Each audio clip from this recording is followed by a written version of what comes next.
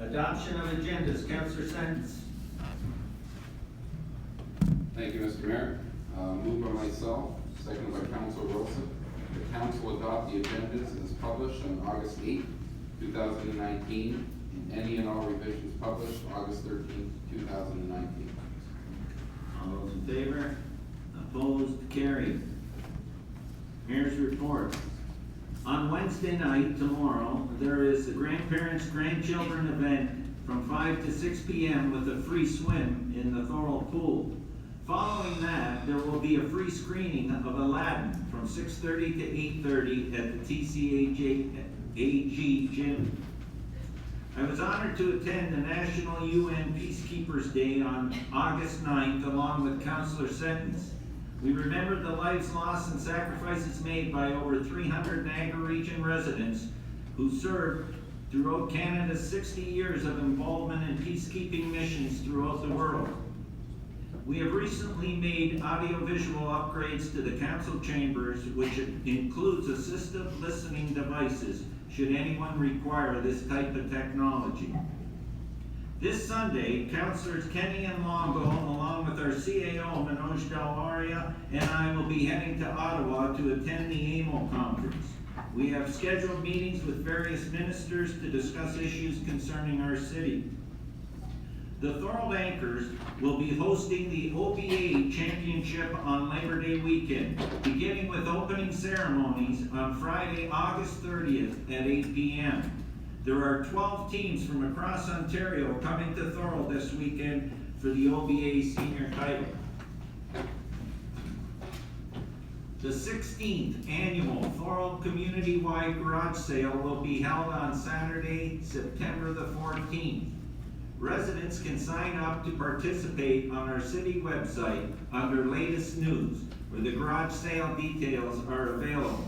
This is always a great event throughout the city and is always brings in a lot of people from outside the community. Due to Labor Day holiday on Monday, September 2nd, City Hall will be closed that day. Our next council meeting will take place on Tuesday, September the 3rd. No regional council update. Adoption of agendas. Council and General Committee meeting minutes of July 16, 2019. Councilor Wilson. Thank you, Mr. Mayor. Moved by myself, seconded by Councilor Sentence, that the regular council and general committee meeting minutes of July 16th, 2019 be hereby adopted. Any errors or omissions? Seeing none, all those in favor? Opposed? Carried. Council meeting minutes of July 19th, 2019. Councilor Kenny. Moved by myself, seconded by Councilor Decker, that the regular council meeting minutes from July 19th, 2019 be hereby adopted. Any errors or omissions?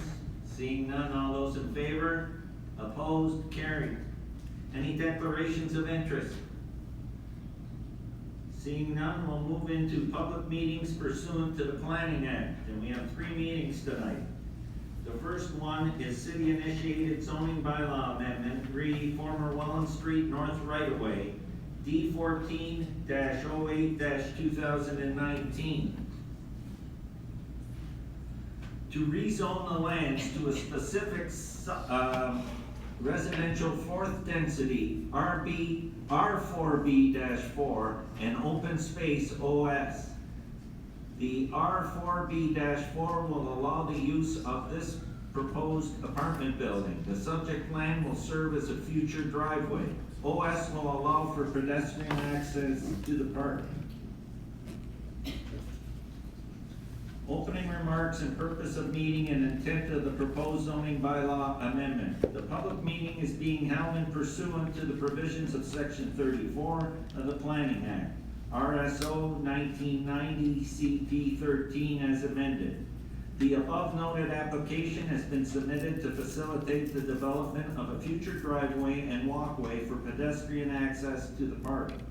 The purpose of the application is to amend the zoning bylaw from the residential fourth density R4B zone to site-specific residential fourth density R4B-4 zone and open space OS.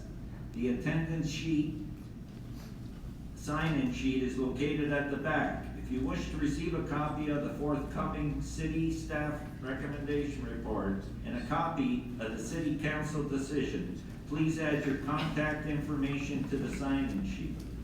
Presentation of the proposed amendment, Brandon Petter, student planner, to present the proposed application.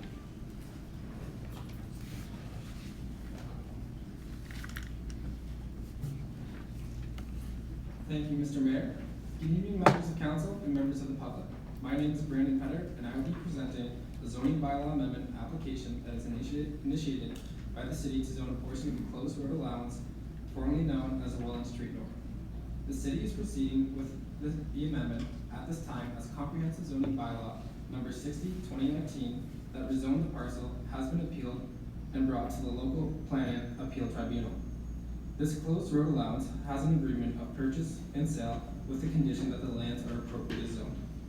The proposed amendment will fulfill the obligations of the agreement and allow for the development to proceed at 23A St. David Street East. Zoning extends to the center line of the road allowance. Currently, multiple zones are applied to the former right-of-way. This prevents the future development of the lands until the zoning is amended. Residential floor density, also coded as R4B-4, will allow the use of the proposed apartment building. The subject land will serve as a future driveway.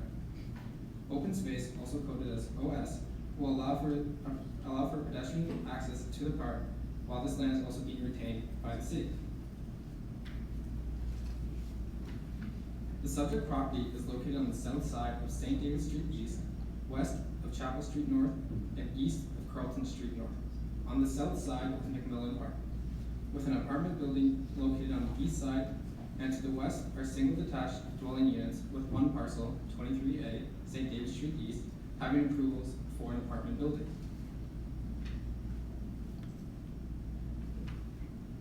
The R4B-4 zone permits apartment buildings along with accessory buildings and structures, while the open zone, also known as OS zone, permits the land to be used as a park.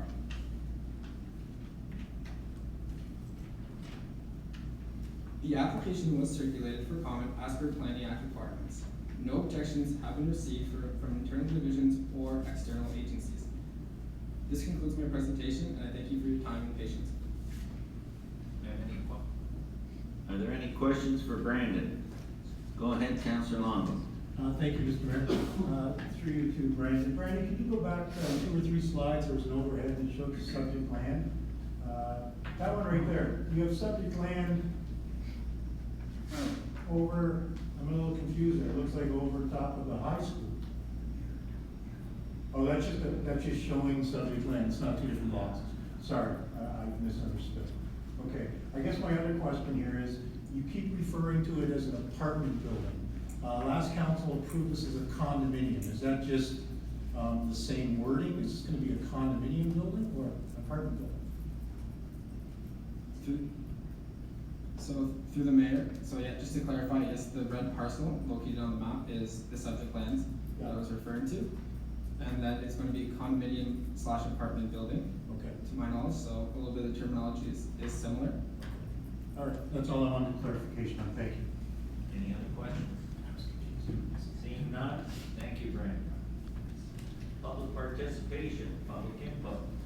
A person or public body who, before approval of the zoning bylaw amendment is given, made oral submissions at a public meeting or written submissions to council, may no later than 20 days after the day that giving of notice of approval of the zoning bylaw amendment appeal to the local planning appeal tribunal by filing with the clerk a notice of appeal accompanied by the fee. If a person or public body did not make oral submission at a public meeting or provide written submissions to council before approval of the zoning bylaw amendment is given, the tribunal will determine if there are reasonable grounds to add the person or public body as a party. Now at this time, is there anybody that would like to speak for or against the proposed zoning bylaw amendment? Please come forward to the podium.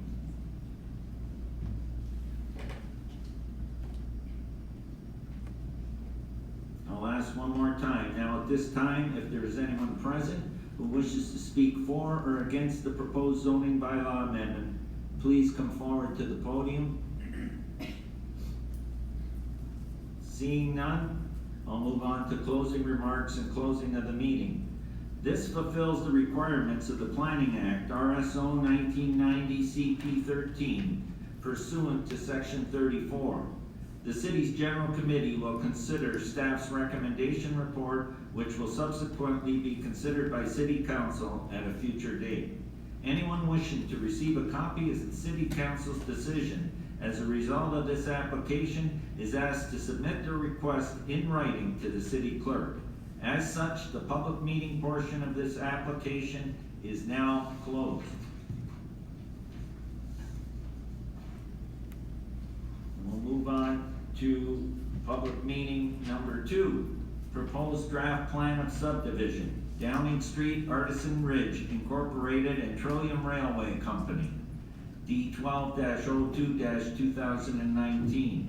The proposed draft plan of subdivision, Artisan Ridge Phase 2, is located north of Artisan Ridge Phase 1 subdivision. It comprises approximately 7.00 hectares of land and proposes 123 single detached dwellings, 40 street townhouse dwellings, 1 block that will be developed with block 107 of phase 1, 1 block for future development, 1 block as a 1-foot reserve, roads, Pall Mall Avenue, and extensions of Baker and Palace Streets.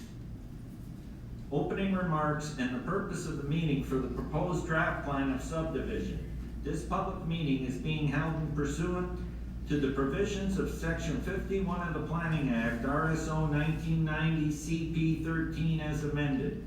Council will receive and consider all comments received at the public meeting. The recommendation report and the approval of the draft plan and the draft plan conditions will be considered by council at a subsequent meeting. Public participation. Any person at the public meeting is now given the opportunity to speak on the proposed draft plan of the subdivision. A person or public body who, before approval of the draft plan of approval is given, made oral submissions at the public meeting or written submissions to council, may no later than 20 days after the day that giving of notice of approval of a draft plan of subdivision appeal to the local planning appeal tribunal by filing with the clerk a notice of appeal accompanied by the fee. If a person or public body did not make an oral submission at a public meeting or provide written submissions to council before approval of the draft plan of subdivision is given, the tribunal will determine if there are reasonable grounds to add the person or public body as a party. Now at this time, if there is anyone present who wishes to speak for or against the proposed draft plan of subdivision, please come forward to the podium.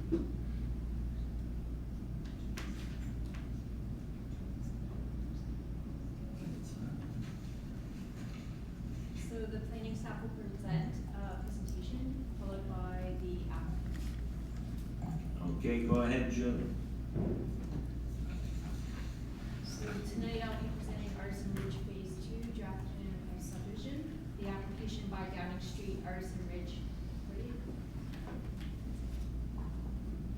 and Trillium Railway Company request draft plan approval for a plan of subdivision for lands municipally known as 181 Queen Street South and the Trillium Rail Line, which is proposed to be abandoned and sold to Downing Street.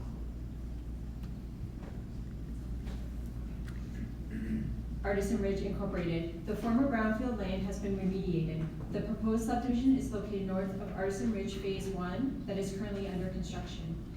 It is proposed that 123 single detached and 40 street townhouse dwellings will be developed on the 7.09 hectare property. The proposed draft plan is illustrated on the screen and is outlined in the red border. In addition, 1 block will be developed in conjunction with a block in phase 1. There's 1 block for future development and 1 block for a 1-foot reserve, and there's the associated roads two of which are extensions of existing streets, and 1 Pall Mall Avenue is a new road. The applicant will be illustrating the individual street townhouse units that are currently depicted as blocks in an amended plan to be received by planning staff. This change is considered minor and will result in the builder not having to make application for part lot control to create the individual lots in the future. The location of phase 2 is located north of the approved phase 1, which is outlined in the green. There currently are roads and houses being constructed. That's an old aerial image. North of the phase 2 lands is the Highway 58 corridor. To the east are Hydro 1 lands. To the south, again, is the Artisan Ridge phase 1 subdivision. And to the west is McClary Drive, which is under a general industrial designation.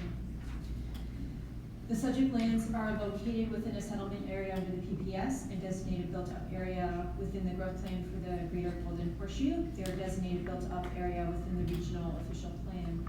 The PPS growth plan and regional official plan direct growth and development to segment built-up areas to encourage a mix of land uses and densities that will create complete communities that utilize existing or planned infrastructure and public facilities. The proposed subdivision will contribute to Thorold meeting its 15% intensification target. The subject lands are designated urban living area and regeneration overlay in the official plan. The proposed development of single detached in-street townhouse dwellings are permitted uses in both the urban living area and regeneration overlay. The urban living area policies in regards to draft plan of application, the intensification policies do not apply.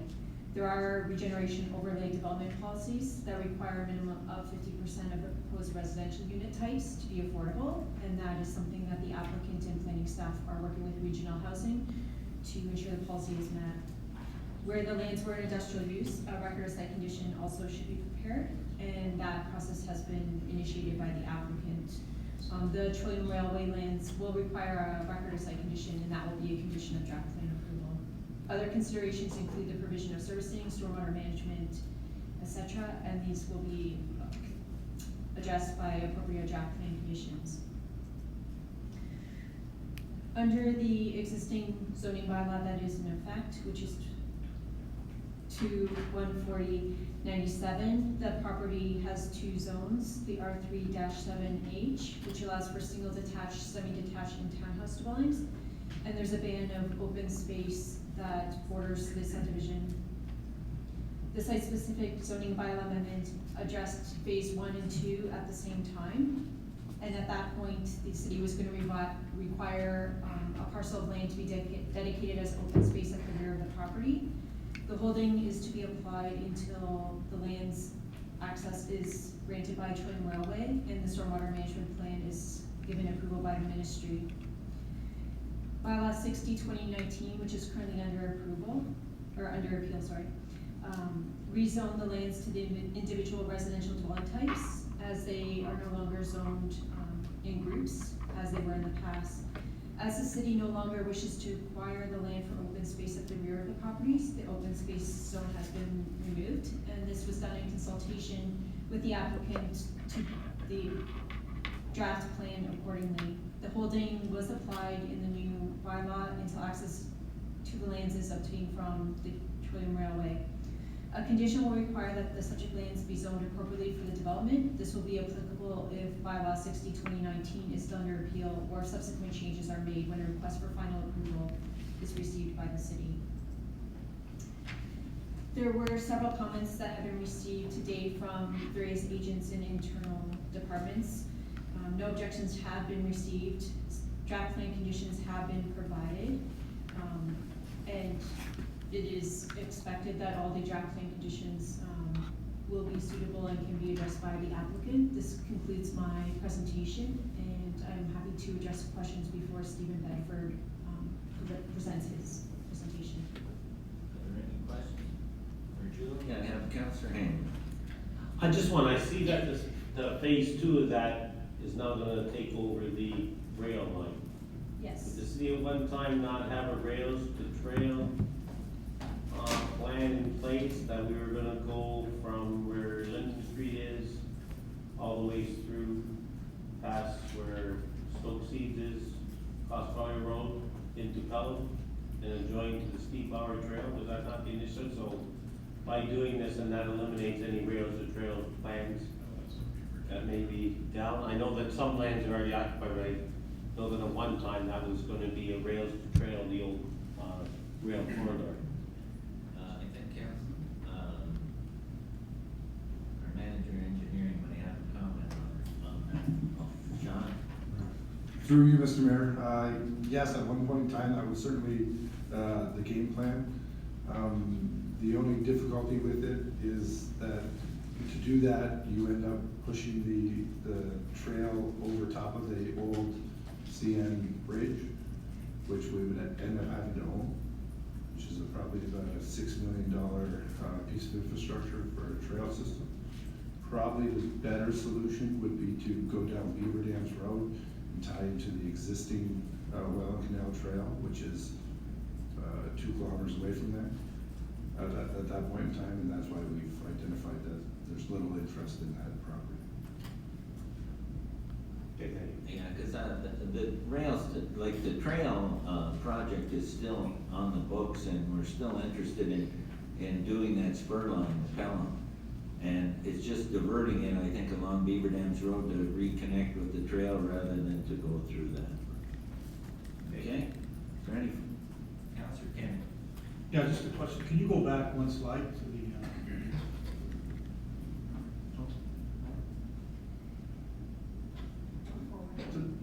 the slide where, the different, people talked about, commented? There, thank you.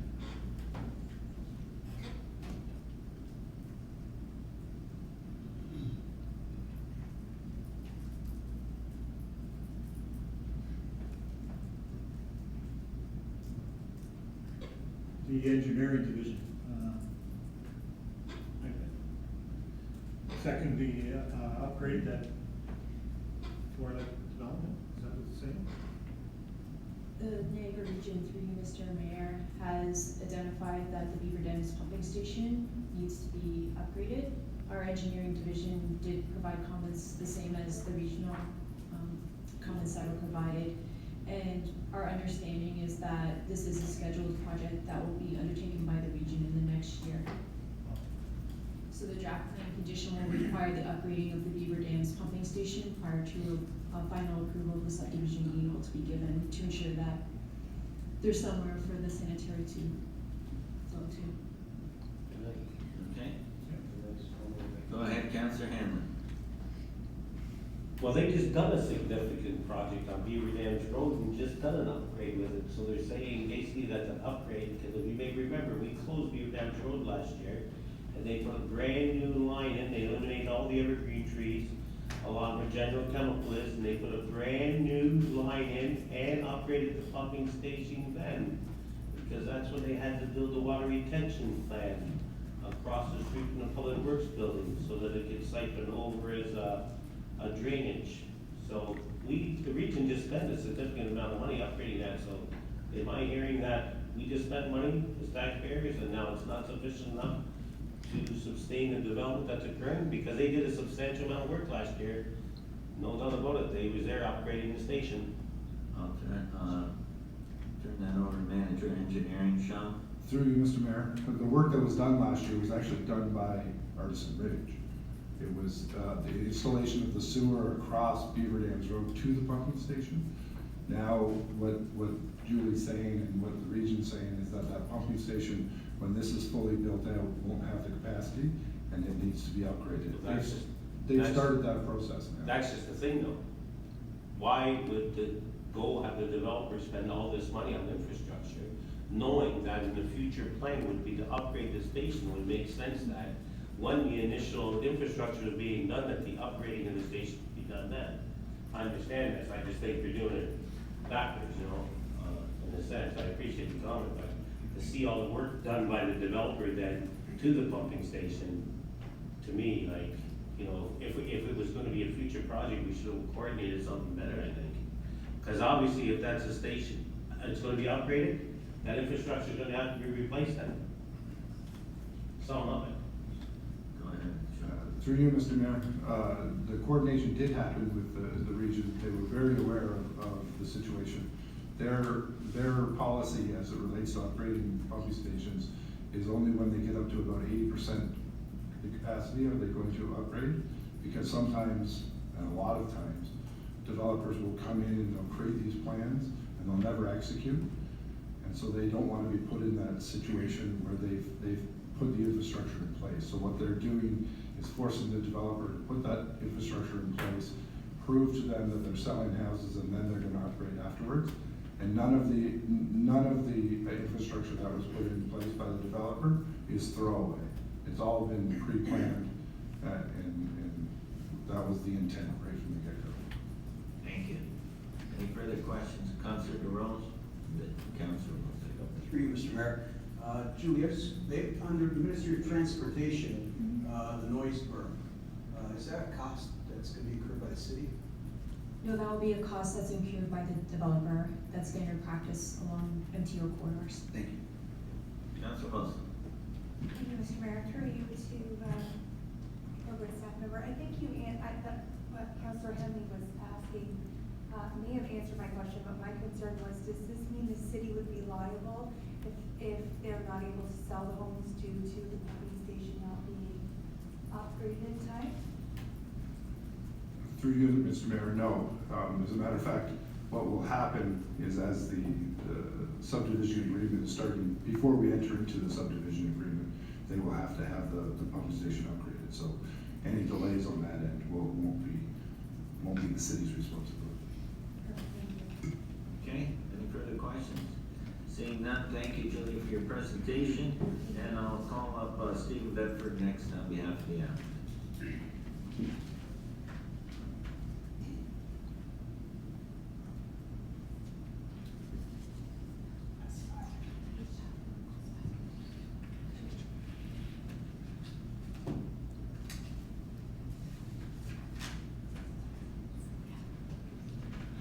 Thank you, Julia. Very thorough job. Thank you very much. And my name is Stephen Bedford. I'm a planner with Land Developments, and I'm here on behalf of Downing Street and Thorold Park Development, the owners of the subject plans. Artisan Ridge Subdivision, you may or may not be aware, is a planned development where land was purchased in 2006. And the city and the developer have been working together over the last, 19 years now, to rehabilitate the industrial brownfield and develop the residential development that you have in front of them, a new residential development that is close to the urban center of Thorold. Phase 1 is under construction, 53 singles and 50 townhouses. Phase 2, the property that Julie mentioned, to the north, 123 singles and 40 townhouses is the development that we're speaking about tonight. The park, you can see, is in phase 1 that would serve this development, and the stormwater management pond that serves this development is also part of phase 1. To the west is phase 3. Phase 3 is continuing its reclamation, and we will be back to planning staff and council for approval of this development in the future. You can see the purple property along Beaver Dams Road. The purple property is a nonprofit affordable housing development. We are presently working with staff to approve the site plan agreement for that development.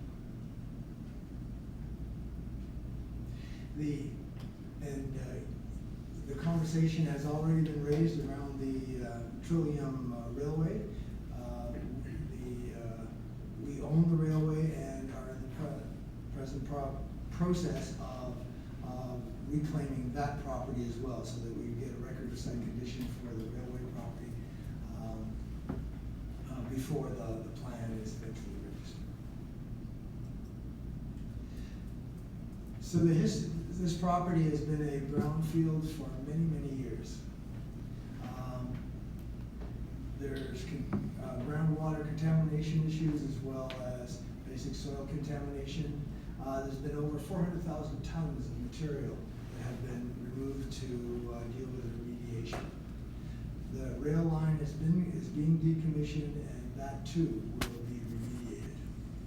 So at the moment, current 31 acres of the 31, almost 32 acres have a record of site condition, approximately 60% of the site. The railway, since we've just closed on that, we have started to work on the reclamation of that property. So the proposed development, 23 singles, 40 townhouses, 17-acre property. The railway, as you can see, running through it is now removed. You can imagine with the railway existing through that development, it would have been a significant impediment to the proper development of that property. Its removal not only facilitates this development, it provides to Thorold the opportunity in the future to reuse the railway lands further to the east. As the whole property has been comprehensively developed, comprehensively planned, the road pattern from phase 1 integrates closely with the road pattern in phase 2, and as I mentioned, the park and stormwater management requirements for phase 2 are included in phase 1. And you can see the example of an example of the single attached dwelling and the townhouses that would be constructed. As mentioned by Julie, these lands are already zoned, and the lots that have been proposed meet the existing zoning bylaw.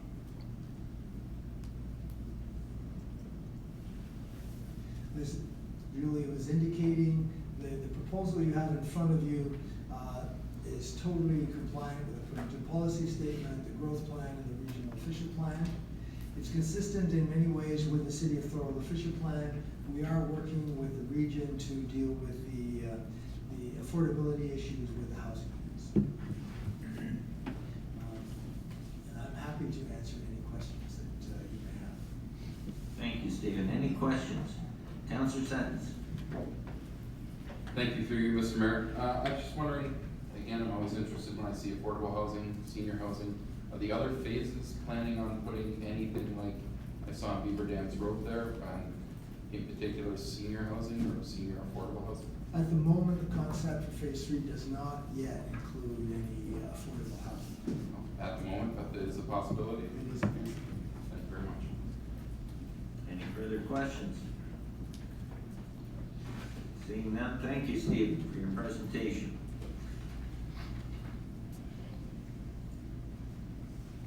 Now, going back to the public participation part, a person or public body who before approval of the draft plan of approval is given made oral submissions at a public meeting or written submissions to council may no later than 20 days after the day that giving of notice of approval of the draft plan of subdivision appeal to the local planning appeal tribunal while filing with the clerk a notice of appeal accompanied by the fee.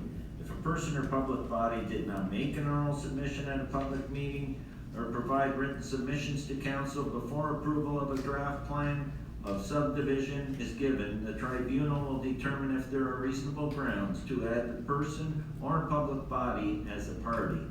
Now at this time, if there is anyone present who wishes to speak for or against the proposed draft plan of subdivision, please come forward to the podium.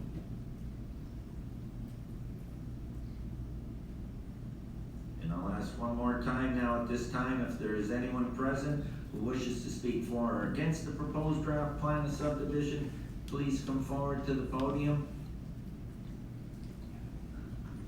Seeing no one, closing remarks and closing of the meeting. This fulfills the requirements of the Planning Act, RSO 1990, CP 13, pursuant to section 51. An attendance sign-in sheet is located at the back. Please provide your contact information and note on the sign-in sheet if you wish to receive notice of council's decision. Alternatively, a letter requesting to receive notice of council's decision may be sent to the clerk. As such, the public meeting portion of this application is now closed.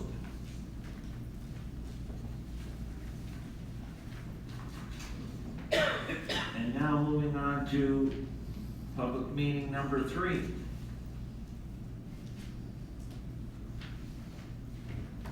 proposed red line revision to draft plan of subdivision and amendment to the City of Thorold Comprehensive Zoning Bylaw 2140-97. Confederation Heights Phase 8 to facilitate the construction of 34 single detached dwellings and 94 townhouse dwellings. D12-03-2019, D14-06-2019.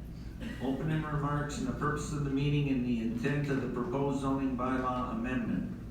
The public meeting is being held in pursuant to the provisions of sections 34 and 51 of the Planning Act, RSO 1990C P13 as amended.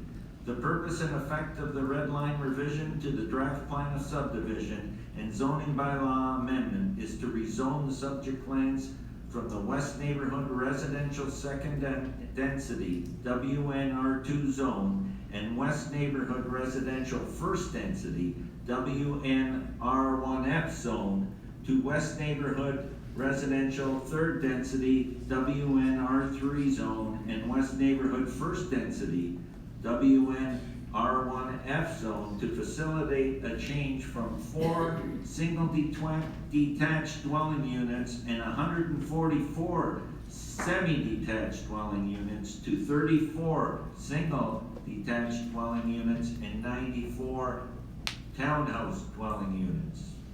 A sign-in sheet is located at the back if you wish to receive a copy of the decision of City Council. At the same table, copies of the staff report are available for your information. Up first, presentation from city staff. Paul Clausen, intermediate planner. Paul, please come to the podium. Good evening, members of council and members of the public. Tonight I'll be speaking about 2 applications received by planning staff for a parcel of land within the Confederation Heights subdivision. An application for revisions to the draft approved plan of subdivision on the parcel was submitted for lands comprising Phase 8, and a zoning bylaw amendment application was also submitted to facilitate these proposed revisions. The proposal would rezone the lands from West Neighborhood Residential Second Density and West Neighborhood Residential First Density R1F to West Neighborhood Residential Third Density and West Neighborhood Residential First Density R1F. The applications would have the effect of changing the approved housing mix on the lands to allow 34 single detached dwellings and 94 street townhouse dwellings for a total of 128 dwellings. The existing draft plan of subdivision has been approved to facilitate 4 single detached dwellings and 144 semi-detached dwellings for a total of 148 dwellings. A lotting concept was submitted by the applicant with the application, and it indicates that the proposed single detached dwelling lots would be dispersed along the new public street, alternating with the proposed townhouse blocks. The single detached lots would have frontages of either 11 meters or 12.2 meters, and the street townhouse blocks would allow for lot frontages of 6.1 meters and 7 meters, subject to future applications for part lot control, for removal of part lot control, I should say. There is one requested site-specific provision that would be necessary to facilitate this development. The site-specific provision would be a request for a 6.1 meter frontage for the future street townhouse lots on the south side of the new public road. The West Neighborhood Residential Third Density Zone currently requires a minimum frontage of 7 meters or 8.8 meters for end unit lots. Subject lands are located in the northern portion of the existing draft plan of subdivision area. The lands abut existing residential development along Tulip Tree Road, Winterberry Boulevard, and Juneberry Road. The lands are also adjacent to the highways 406 and 58 corridors. The The requested West Neighborhood Residential Third Density Zone permits semi-detached and street townhouse dwellings, as well as group homes, home occupations, and accessory buildings and structures. The West Neighborhood Residential First Density Zone permits single detached dwellings, home occupations, group homes, and accessory buildings and structures. The official plan designates the lands as urban living area. Permitted uses within the urban living area designation include single detached dwellings and the following uses subject to additional policies: accessory apartments, semi-detached dwellings, townhouse dwellings, multiple and apartment dwellings, home occupations, bed and breakfast establishments, and single detached dwellings, parks and open space, and complementary uses. The application was circulated for comment as per Planning Act requirements. The Fire and Emergency Services Department noted that adequate water supply for the hydrants within the Phase 8 lands must be confirmed. This matter would be addressed through a condition of approval for the revised plan of subdivision. The Niagara region found that the proposal met the intent of provincial and regional policies, but recommended that a mix of single townhouse and as well as semi-detached dwellings be considered, as well as a higher unit count to count towards intensification within the build boundary. This concludes my presentation. If there's any questions, I'd be happy to answer them. Are there any questions for Paul? Seeing none, thank you for your presentation. And through you, Mr. Mayor, it's my understanding that the applicant would like to speak to this application as well now. And who's coming forward from the applicant? Can you please introduce yourself? Sure. Good evening, Your Worship, members of council, staff, members of the public. My name is Keith McKinnon. I'm with KLM Planning Partners Inc. Here on behalf of Starflower Properties Inc., care of the DT Group. Mr. Klassen has provided you with a very thorough and comprehensive presentation, so I certainly don't want to regurgitate anything that Mr. Klassen's already gone through, other than just to identify, obviously, this is a continued evolution of the Confederation Heights community. Given that we're in Phase 8, we continue to move along in developing this community into the great place to live that it is today. One of the things, obviously, that we try to do as we go by each phase is to ensure that what we're proposing is in keeping with what the marketplace is looking for, and that's the reason why we're before you this evening in relation to our application, given that the market demand for semi-detached dwelling units is certainly not there, whereas the smaller single-detached dwellings and townhouse dwellings are certainly more in keeping with what the marketplace is looking for today. So with that, Your Worship, I don't have much more to say, but certainly happy to answer any questions council or members of the public might have with our application. Are there any questions for Keith? Go ahead. Councilor DeRose. Through you, Mr. Mayor. Keith, just a comment you just made, how the market's requiring now townhouse dwellings, but as far as the local community goes, how does that fit in with what's there already? Because it kind of seems a place for what's there already. So there are townhouse dwellings already in the Confederation Heights community, so it's not different than what's there now. Obviously, when we designed this plan a number of years ago, I've been working on this plan for over 13 years, and it's been going on even before that. The idea at that time was that semi-detached dwellings was a preferred alternative, but as we continue to move phase by phase by phase, and the market changes, obviously the market today is much different than it was a year ago, that townhouses are more in keeping with what the marketplace is looking for today, and why we proposed in this phase. Through you, Mr. Mayor, so it's a profit-driven concept, basically? No, it is certainly what will sell. So obviously we want to make sure the community gets built, because no one wants to see vacant lands developed in a community. Obviously it's a benefit to the community and a benefit to the municipality with development charges that are paid. So we're just trying to make sure that we're in keeping with what the market is looking for. Go ahead, Councilor Long. Thank you, through you to the presenter. Can you explain, Keith, why the difference in the two different developments that we've been presented tonight? I know you don't represent the other one, but that one had a multitude of single-family dwellings, and this one has a multitude of townhouse dwellings. Can you explain what the difference is and why one community has two such different types of developments? So unfortunately, I don't know anything about the application that came before, other than what was presented here this evening. But all I can say is in terms of the Confederation Heights community, is we do have a multitude of single detached dwellings. Like our application this evening has two different lot frontage types. Same with the townhouse dwellings, we have two different lot frontage types. So it is a range of dwelling types that are being provided, but in the single and the townhouse dwelling component. And I'm not sure if you're local or not, but are you aware of the issues that we're having in this neighborhood based on the number of townhouses being built? So I've worked in Thorold for 13 years. In fact, I was the one that got all the approvals on the local student housing that's in this area here. So yeah, certainly well aware that student housing has been an issue. We had hoped that a lot of the student housing that's proposed next door would certainly alleviate all of those concerns. Obviously, I think you still have some issues related to that. But I don't think it's just a townhouse issue.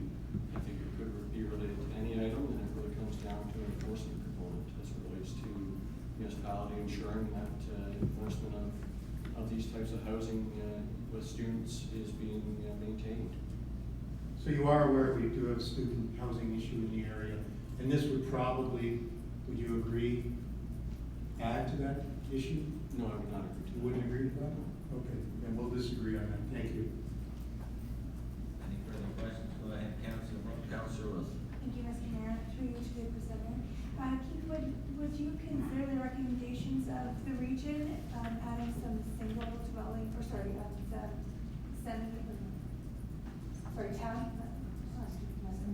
Semi-detached. Thank you. Semi-detached. Yes, and have more of a combination rather than going from single and semi to more single but a lot more townhouses. Would that be consideration? Not at this point, no. Okay, thank you. Any other questions? Seeing none, thank you for your presentation, Keith. And we'll move on to public participation. If a person or public body chooses to not provide oral comments at the public meeting or written comments before the proposed red line revision to the draft plan of subdivision and zoning bylaw amendment are adopted, the person or public body is not entitled to appeal the decision to the local planning appeal tribunal. Now at this time, if there is anyone present who wishes to speak in favor of the application, please come forward to the podium.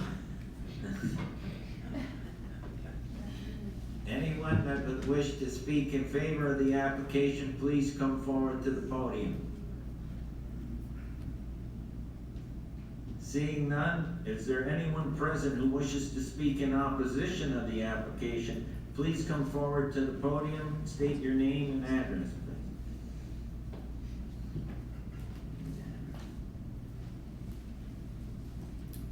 please. Mr. Mayor, City Councilors, good evening. Thank you for the opportunity to speak to you about this very important issue. My name is Tim Yatto, and my wife and I reside in 87 Silver Maple in Thorold. I'm a lifelong resident of Thorold, and I sit on the Towns and Grounds Committee, the board of the Thorold Library, and an executive of the Thorold Athletic Association. But tonight I speak to you as a resident of Thorold who is concerned about the direction of the zoning bylaw amendment and red line revision to the draft plan of subdivision in accordance with section 34 and 51 of the Planning Act and how it's going to affect our community. If I may, can I talk a minute about the community I grew up in? The Miata family lived on Winslow Crescent. Councilor Nella Decker, she lived across the street from us. We knew our neighbors. We maintained our yards, our property. The kids could walk safely and play hockey on the streets. There was a sense of respect and kindness.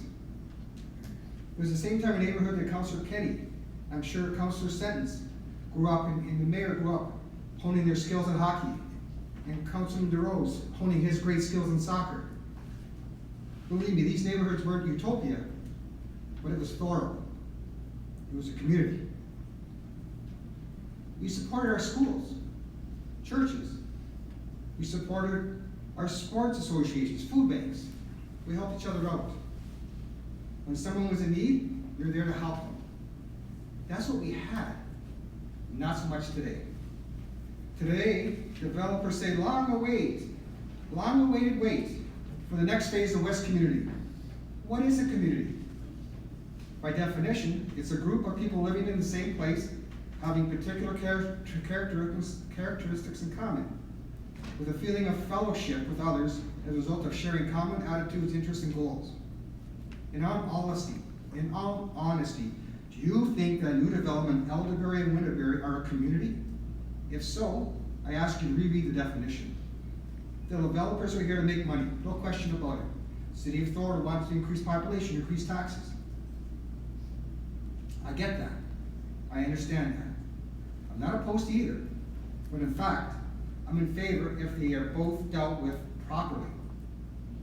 In the recent past, the nearly identical zoning changes that were implemented on Winterberry are now being proposed in this zoning. We all know how Winterberry turned out. I would like to reference the Niagara This Week news article dated February 23rd to 11, entitled "A Student Ghetto in the Making," reporting on the Niagara and the Green development. The article reads, "The increased influx of students from Niagara College moving into the shared accommodations in this area is quickly changing the face of the neighborhood. These new units would only attract more student housing. The situation would bring along more and more problems. The homeowners listed off a number of concerns and problems that caused the increased student population, including parties, unsafe roads, drug use in shared spaces, lack of parking, and vandalism and theft. They face the same issues that we face in our neighborhood. Student residents, out-of-town absentee landlords, garbage everywhere, high density and crime. They said no. They stood up and said no to this. They don't want to ghetto in Niagara and the Green.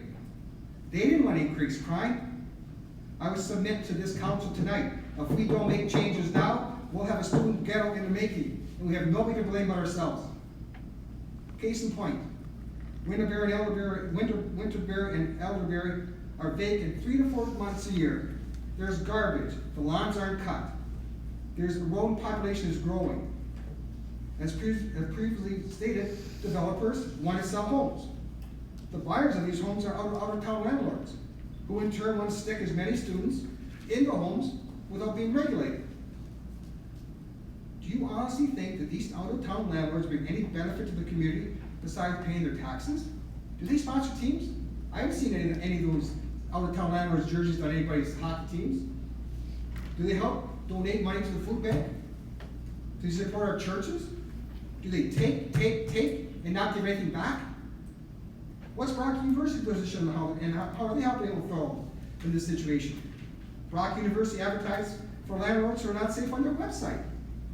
These landlords are not certified to be a City of Thorold residential rental licensing property owner. But why would Brock endorse unsafe housing for students in Thorold? Also, when Brock University spokesman was interviewed for a story that was published in the St. Catherine Standard on July 26th, July 25th, the story headline reads, "If you rent it, they will come." Thousands of them. Thorold's open for business for the landlords. Thousands are going to be coming. I ask this council tonight, why are we the dumping ground for Brock University's problems? Why? Why do we have to fix their problems? Why can't Brock University fix their own problems? Because of the increased student population, we're seeing an increased nuisance calls to the Niagara Regional Police. We have to put extra patrols on just to keep the mayhem down. Who pays for that? We all pay for that. Every resident in Thorold pays for that. When we see increase in violent attacks, as we saw on October 23rd, 2017, when the Niagara Regional Police had to come called out to a home on Winterberry, a woman stabbed 2 Brock University students right down the street from where I live. Where I live, there's a stabbing. More row housing, less single home dwellings. I understand there's a certain regulation out there that outlines density and types of homes that are recommended in each development. But why? But why, when there is such a dramatic effect on the homeowners and taxpayers of Thorold, that these regulations aren't amended to suit the people that live in it? Is this the community that the council and developers want? Or do you want to turn a page? Say no to this row housing. Say no to increased violence. Say no to increased density. And say yes to building homes that family will purchase, live in, and contribute to the betterment of Thorold. That we could again say, I live in Thorold because it's a community of people who respect each other and share the values of family and safety. Thank you. Any other questions? Any questions? Go ahead, Councilor Sentence. Through you, Mr. Mayor, thank you, Mr. Miano, for coming in. I agree with you on a lot of stuff. I really do. I agree with Councilor Longo. It may not appear that way, but if you put townhouses up, you're inviting student housing. And I'm not against students, I'm not against people making money, but I think we have to rethink the situation a little bit more as to what we put in, because we know what's gonna happen. It already happened. So again, I agree with Councilor Longo and yourself, and we need to rethink this with developers and see what we can do otherwise. Thank you. Thank you. Go ahead, Councilor Thorold. Thank you for your time tonight, Mr. Miano, and a passionate plea for some common sense. And I agree with Councilor Longo and Councilor Sentence. Any questions? I'm here for questions. Seeing none, thank you very much, Tim. Is there anyone else present who wishes to speak in opposition of the application? Please come forward to the podium. State your name and address, please.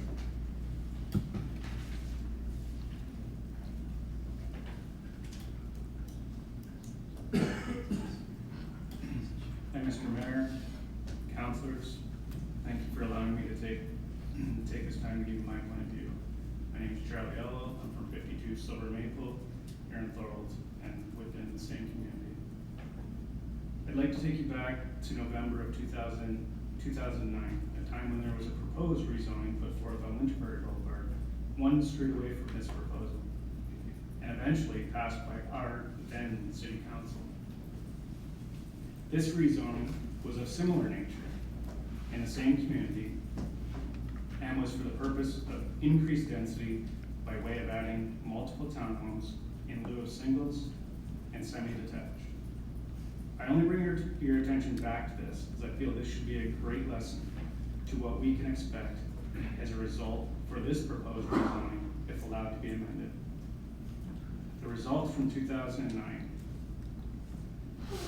I would use the phrase off-campus student housing, increased crime in the community, lack of property maintenance, an increase of garbage and littering in the streets and yards of not only the newly zoned properties, but also the neighboring properties close by.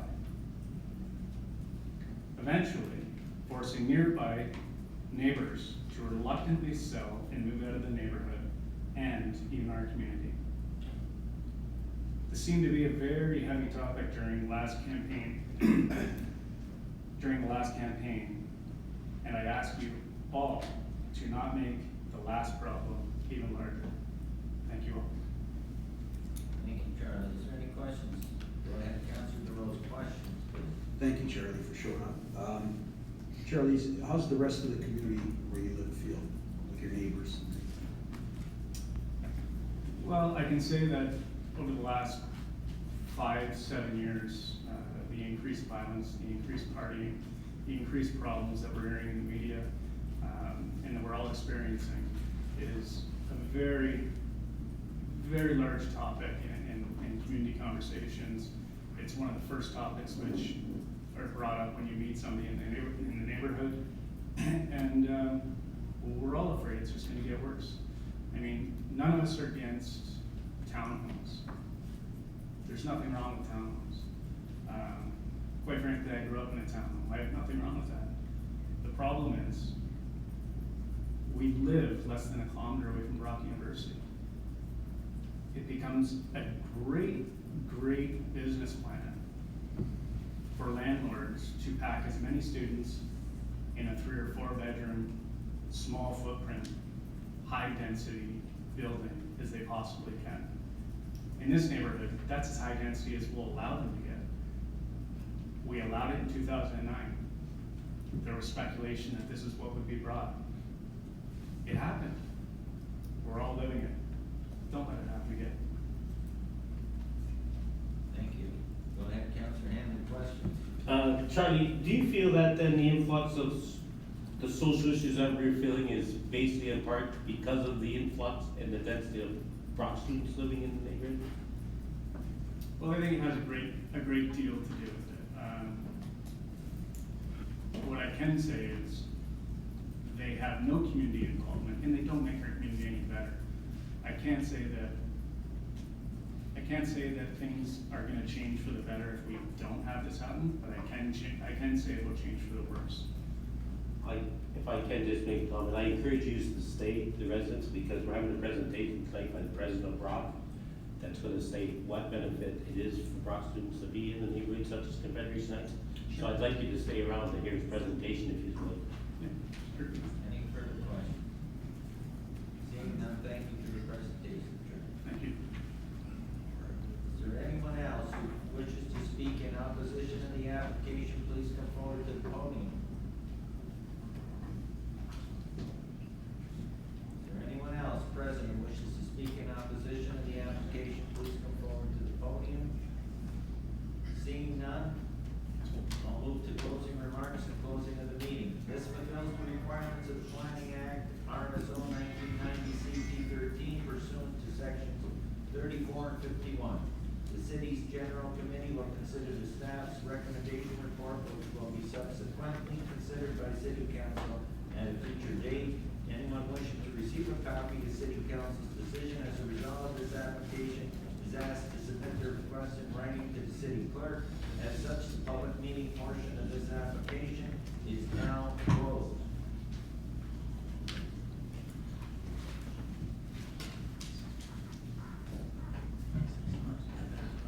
So no civic recognition presentations. And I'd like to call up Dr. Gervin Fearon, President of Brock University, to give us a report on Brock's strategic priorities update, current areas of partnership between Thorold and Brock, and future possibilities, synergies for Thorold and Brock. Welcome. Thank you very much. Welcome, Megan, as well. Exactly. Thank you, Mayor and councilors. In starting, clearly I have had an opportunity to hear the presentation and discussion before, and I think it's quite clear that as a city, you have engaged community members. And I would also like to recognize that Brock is also located in the city, and also in that regard, really proud for the engagement that we do have with the city, and also the contributions that we make to the community and the region at large. As we go through the presentation, I'll attempt to speak about Brock University, its direction, a little bit about its past, and maybe peripherally some context in relation to the current discussion as well. What's important to know, and scroll, perfect, is really the history of the university. One of the amazing things about Ontario is that in the 1960s there was a sense of great society. And in that regard, there was a period of increased population growth in Ontario. There was an idea that looking towards the future, that communities were looking at the opportunities that have post-secondary educational institutions within their communities because they were looking out to the future. And that future was quite recognized that the competitiveness of industry, jobs and opportunities and prosperities for communities were going to be highly dependent on post-secondary educational institutions being located within communities. And consequently, it was indeed community members across the region that got together.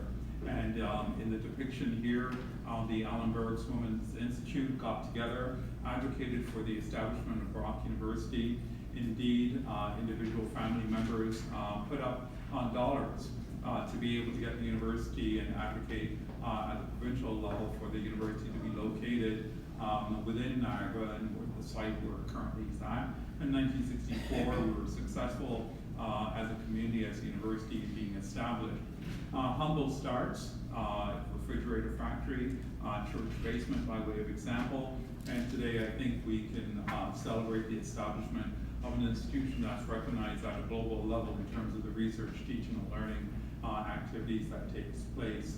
Recently, we completed a strategic planning process, and as part of that strategic planning process, we actually coined it in two tokens. One is the sense of being rooted locally. We wanted to make sure that we had a sense of community. And indeed, I can tell you as an individual that moved back to Ontario from Manitoba, bought a house in the region. It was a home that needed a lot of work, spent a lot of money and elbow grease in getting it refurbished, and it's coming back to life and to the honor that it used to be.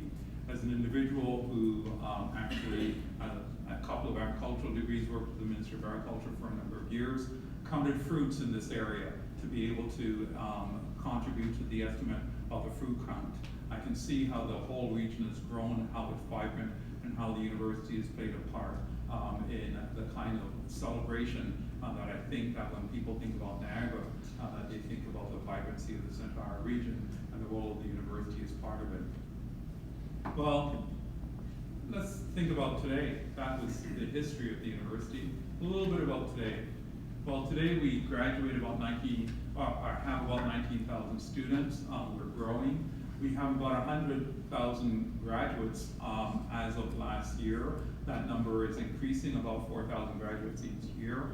One of the amazing things about our total graduates from the inception to now is the fact that that means that every individual that's contributed to the university, that's volunteered, taught at the university, that's been a staff at the university, all of those individuals, and I would indeed say this community, should really celebrate that success.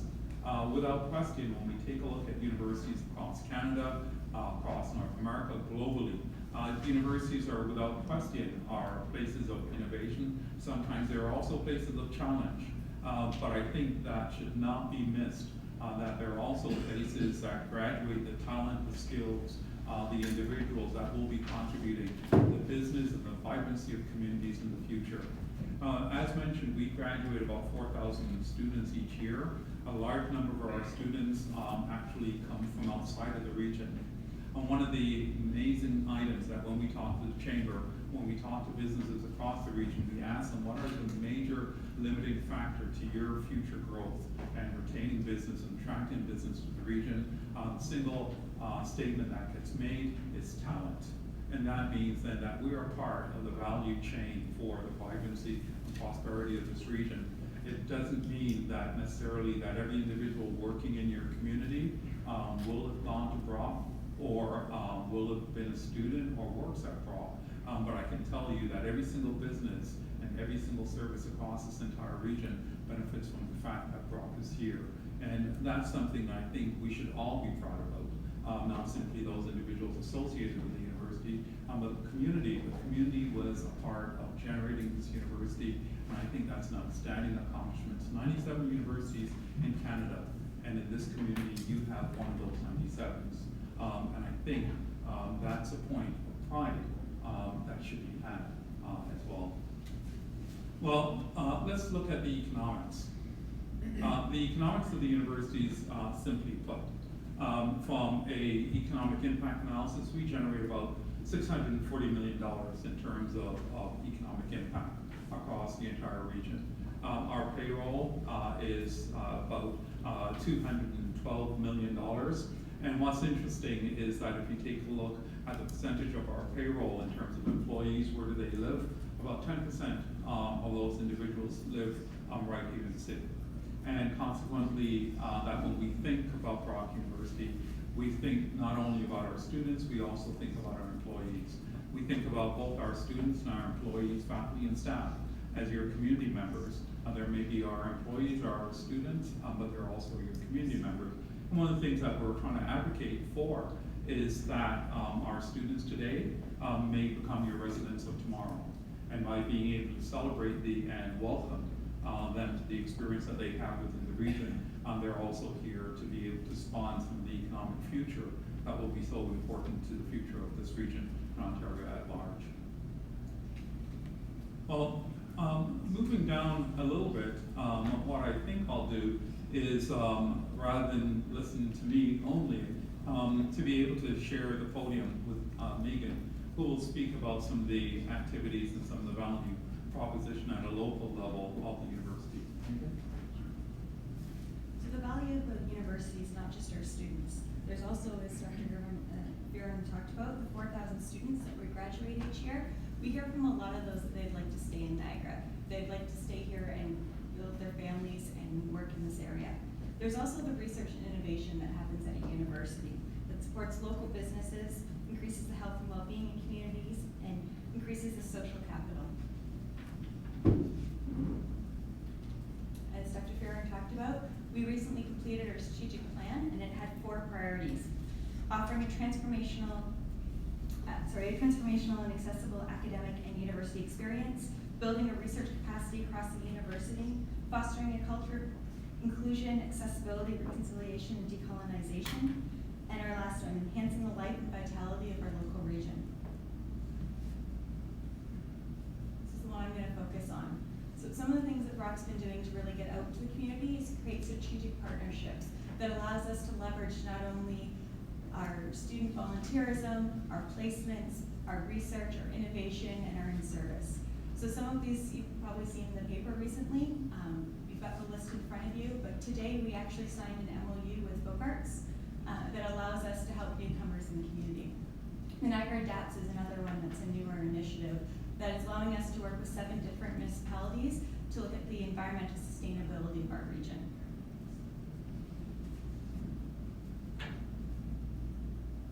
We're also looking at the needs of our local businesses and organizations. We've recently partnered with the Greater Niagara Chamber of Commerce and the Southern Chambers to look at the needs, the skills needs of our local businesses and organizations. So there's a survey that got sent out. We've also been at numerous different events locally within your riding as well to really get people to fill out the survey to see what are the needs of our businesses, what are the courses, what are the building blocks we can do to not only educate those who want to stay in Niagara, but also support those who are already here in Niagara and upgrading their skills. Many of you have seen the construction at the front of Brock University in front of the tower. It's causing some construction issues that should shortly be finished. It's our new link. Our link is our Research, Commercialization, Innovation, Entrepreneur Center. This is allowing us to work with new entrepreneurs, not only students, but new entrepreneurs within the community that are starting their jobs here. It's giving them access to the research and the innovation that's happening at Brock, some of our technology that's happening at Brock. It's training students and residents with skills they need for the jobs of the future, so not just the jobs that are currently here.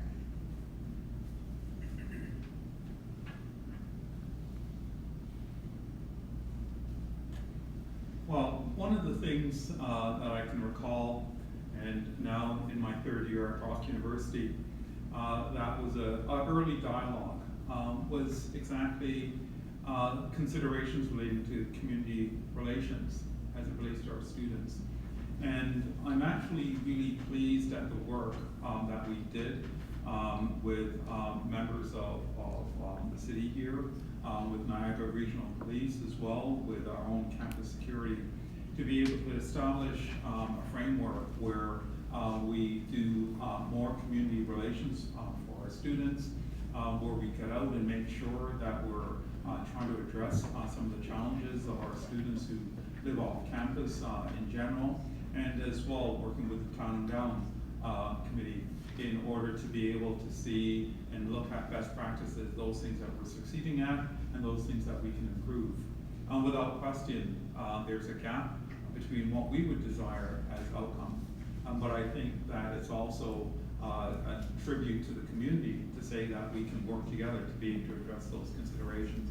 And I believe as well that of course different individuals will have different metrics on these items, but I also do believe that we've made some improvements over time as well. Excuse me, can I have a motion to let him continue to finish this presentation? Councillor Longo, second by Councillor DeRose, all in favor? Opposed, carried. You can continue. We're over the time. Thank you, Mr. Mayor. Thank you, councillors. About our students, Our students are engaged in the community in a wide range of ways. By way of example, we have an activity each year that's been carried out for several years in terms of Drop Care Day, and this is where students get out and make a contribution to community. And we also do random acts of kindness. We also participate in a number of activities in terms of contributing to those individuals who may be homeless. Students also participate in a wide range of activities in terms of their volunteerism. At times, our students and those individuals who are alumni, members or faculty or staff, may not necessarily have a badge that says, I'm associated with DROP, but I can tell you that they're out making contributions to the community every single day. And as well, we celebrate that and we're pleased about those activities. Of course, one of the items why we're here is to be able to say, how can we open the door to more activities, more engagement of the university, faculty and staff, as well as our capacity to contribute to the community as well. Let's take a look in more particular fashion. And one of the interesting things when you start looking at economic impact analysis, we spoke about payroll. About 10% of our payroll is going directly to the city here in terms of where individuals live. Those individuals, by definition, then are making purchases at the grocery store and throughout the community. They're buying homes. They're making a contribution. Our students, absolutely, clearly, our students are also within the community, and those individuals then, in terms of any housing associated with it, also support some of the property taxes and some of the other revenues of the city. Should also make mention that we're not insensitive to our student needs in terms of residences. And recently at our board, we've approved the expansion of our on-campus residence. And because, of course, we understand that communities can't take the full responsibility of housing our students as we have growing student numbers. So we too are taking some actions to support those considerations. Transportation. Our students make a contribution of nearly $1 million each year to local transportation, and that's because each of our students make a payment of over $200 each year towards transit.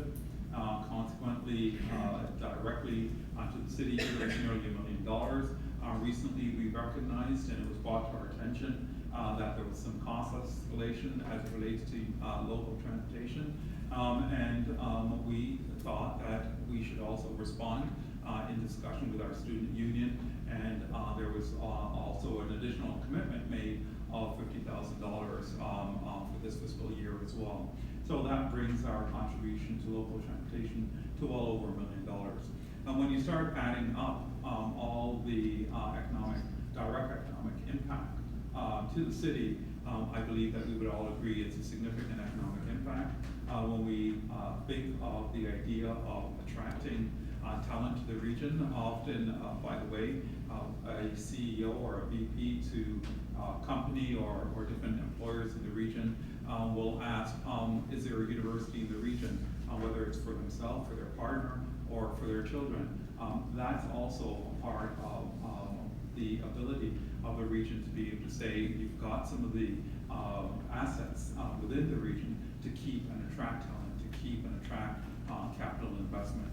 Again, I think that in some total, when we start thinking of the university in a community, that we would all agree that having Brock University in this community is a net positive to the community. Clearly, together, we can say the things that we'd like to work on, and we meet regularly to try to address and to set an agenda as to how we can make improvements year in, year out. With that, as well, I think it's partnership and synergy. The synergy that I talked about, the partnerships that we've already built, and the partnerships that we can build on going forward as well. I think, without question, we all have the same cause. The same cause, meaning great communities. It's positive for our students, it's positive for our faculty and staff, it's positive for this good news story that we can tell about the entire region. Ultimately, the key message I'd like you to take away from this is that Brock University is here to support the growth and vitality of the entire Niagara region and this city and the communities as well. In that, that's our mission, that's our purpose.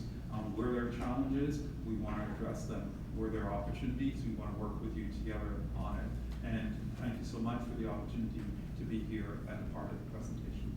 Thank you so much. Thank you. Do we have questions? Go ahead, Councilor Durham. Thank you both for coming, and believe it or not, we do appreciate Brock and the benefits that come through the area. As an educator, I can firsthand tell you the benefits over the years of Brock. Just one question, and you've heard before one of the issues we're having with Thorold. I just wanted to ask, does Brock have expectations or a protocol in place in regards to dealing with student behavior off campus and having consequences for that behavior? So, to you, Mr. Mayor, to the councilor, simple answer, yes. And we have two contexts. We have the student code of conduct. That code of conduct has a relevance on campus as well as off campus. We've, in fact, each year since I've been at the university, provided information sessions and information notices to students about our expectation of their behavior, as well as the consequences of missing the mark. So I think the indication is yes. Thank you. Any further questions? Go ahead, Councilor Wilson. Thank you, through you, Mr. Mayor. My question is about, you made mention on one of the slides that Brock is investing in additional student housing. How many rooms will that provide? Okay, thank you very much for the question. And immediately we have two activities going on. We're renovating a facility that was built in the 1970s that will provide additional housing. And we have approval that we'll be initiating for, I think it's about 300 units that will be on campus as well. And sorry, in what time frame would that be completed? I would anticipate that will be completed over the next 2 years. Any further questions? Go ahead, Councilor Long. Thank you, Mr. Mayor, through you to Dr. Huron. Thank you for coming tonight. And as Carmen said, I understand there are great contributions that Brock makes to the region at large. The issues that I have, and I've spoken to you many times about it, are the impact to our community. And that impact is great. And there's a number of things that I've jotted down, and I may jump around here, I hope you don't mind, but I just want to go over your presentation first. I know you're from a finance background and now president of a large university. Your housing stats, you talked about the property taxes paid by, I guess, landlords. It almost makes it sound like that's a contribution from Brock. I just want to say that whether those houses were occupied by Brock students or not, that contribution is still there. So I don't really see the relevance unless you can explain what that would be. Sure.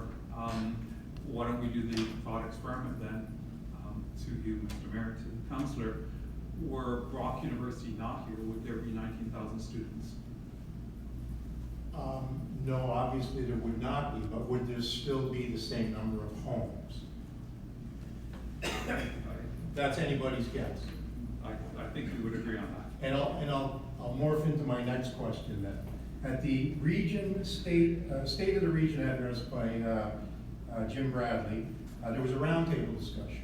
And you were at the roundtable discussion, and you said that an analysis done by the university as to what students' impact is on the housing stock. And there need to build more stock for students to take the pressure off affordability. So that's something I just want to throw as a point to you, that although Brock's contribution to the region as a whole is a good thing, it has created affordability issues. Would you agree? And to you, Mr. Mayor, to the councillor, absolutely. And I think that's precisely the kind of analysis that we're looking at to save ourselves that as a university, we want to make sure that we're expanding in some proportional sense our housing stock on campus as we grow as well. But as well, I think it's also, as we try to have students after graduation think about not only their time within the region as students, but their time, possibility, and opportunity as individuals who then decide to stay and raise a family and to contribute to the economy, job creation, and the likes. To be able to have that sense of experience and connectedness to community that they may actually do that as well. So I think without question that we are sensitive to the implications and the impact we have on affordability, and it's precisely why we've been working with municipalities, working with some of the not-for-profits within the region to make sure that we can support some of the success and some of their efforts in terms of making sure that we have healthy communities that are very broad context. So without question, very sensitive to that impact as well. Absolutely. And healthy communities is a good way to put it. And you were here for the presentation that was before you, and you heard from a developer who wants to do even more townhomes in a certain part of our community. My math is 94 townhomes with 5 students each. If we assume it's all students, that would be 470 more students in one neighborhood. So a question Councillor Wilson asked is, what's your future projection for growth in terms of residents at Brock University? And do you think you should be doing more than you're doing? Okay, maybe a couple of items. I think what you're hearing even in the presentation and the dialogue to the mayor is that we're making a commitment to work increasingly with council, increasingly with officials in order to be able to see what more we can do and to do more. So I think we're here really in a sense of wanting to be able to demonstrate not only in an abstract sense our commitment, but before you, our commitment to continue that work and to enhance that work. So that's the first one. I think next item is that we are hopefully projecting a continued increase, and consequently the housing stock that we're going to be immediately building is aimed at being able to add to that stock even in excess of the rate of growth that we'll be having over the next couple of years. So in that sense, yes, that's some of the things that we are doing. Without question, universities and post-secondary educational institutions, there's often a mixture of solutions for residences for students, and as well, we're hoping to be increasingly working with those individuals across the region that are major providers of residence and housing stock for students to make sure that we're starting to align our own expectations with their activities and the likes. Lastly, I respect that there are motions or matters before council relating to planning. I think it's only appropriate that I focus and stick to my scope, which is Brock University, and respect council deliberation on other matters as well.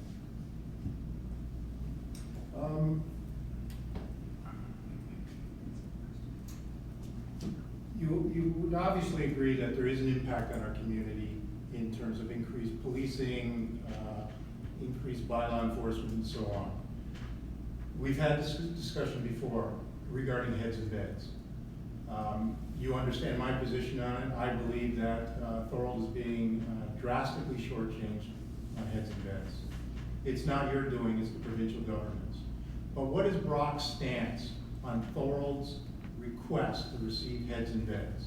And for those of you who don't know what heads and beds is, Brock University does not pay property taxes, I'm correct? But in lieu of that, they are given money by the provincial government to disperse to communities that they reside in. So my understanding is the city of St. Catharines gets $1 million roughly, the Niagara region gets $600,000, and unfortunately Thorold gets nothing at all, and never has received a penny from Brock University. So could you tell me what your feeling is on our situation, and maybe how you could help us with that? Okay, maybe twofold on that, and I'll have my colleague maybe add to my comment. I think the first item is, much like the numbers that were shown before, the contribution of nearly $1 million towards transportation, I think you'd agree that is something in terms of contribution. So while it's not on one part of your question, I would want to not have it inferred that Brock University through students or directly to the university isn't making a contribution. I would like to also say that the number of employees that we have at the university with $12 million plus in terms of payroll is not inconsequential to how it impacts the community in terms of the actual heads and bed levy or contributions and the likes. Simply put, I think within the scope of provincial policy, I would of course think that any scope within provincial policy that supports communities would be a good thing. And in that regard, we don't make the policies, we only live within the context of provincial policy. Megan? And the almost $1 million, the region's portion is out of that, it's not an addition. Oh, it's over the million. But I'll go back to my question then. Do you think we should be getting heads and beds? Would you make a comment on that? I have to be noting that is provincial policy. So I want to be cautious in making statements about provincial policy. Okay. And what I would absolutely say is I would hope that the city gets the support it needs to support the kind of vibrant communities that you're striving towards, as we are trying to contribute to as well. I'm just going to jump back to transit because you brought it up. You said there was $1 million contribution roughly by Brock University to Thorold Transit. I look at it totally different, and I'll give you my opinion. I believe we're being shortchanged by Brock University in terms of transit. I'm not really sure how, it sounds like $1 million is coming into Thorold Transit, but my understanding is Brock University Student Union runs their own buses through the city and have their own program, but they actually use our buses also. And my understanding is they ride our buses at a subsidized rate. So I believe we're actually losing money, and it's not a net $1 million benefit to us. Respect your perspective, so, but I would want to maybe ask you to do a little bit of another perspective, that a person on a bus who does not have a t-shirt or that says Brock University, or who may have a t-shirt that says Brock University, is also your resident. They are our student, but they live within your community. It is empirically true that our student union, which is coordinated through the university in terms of what they collect and what they disperse, also make a contribution to transportation. I wouldn't want to argue for a moment perceptions of whether that's enough or not enough in that regard. I understand the budget constraint and the budget pressures on all public services and broader public service sector. So that I don't wish to dispute, but I would want to concur with you that we do make a contribution as a university, that students make a contribution, and noting that there may be a cost, but I want us to make sure that we also value the benefits that they bring to the community at large. Okay, but I'll say that contribution is a direct benefit to them, to the students, not a direct benefit to the city of Thorold. So I really can't see how it sounds like it says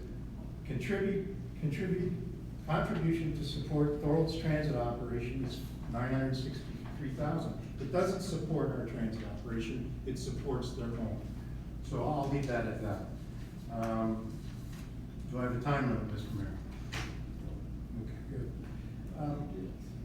There's another slide here. It says Brock students contribute more than $7 million to Thorold. Can you briefly just tell me how that was arrived at? I think that you did the calculation prior, just in terms of the conversion, in terms of if one did the adjustment from property tax in terms of house equivalents of those 6,000 students. Okay. But what I would also mention in terms of the net benefits of students to the region, one of the things that was very impressive for me when I started at the university a little while ago was being at the economic summit. what was amazing was the number of individuals who were there, members of chambers, individuals who had started businesses, individuals who were in different professions across the entire region. How many of those individuals lived in the region who had gone to Brock? Once upon a time, they would have been deemed students. Today, they are individuals who are making incredible contributions across the region.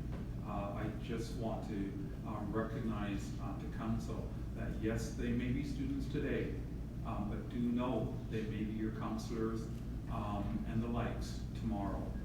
So how they are welcome today will also be how connected they feel to the community tomorrow.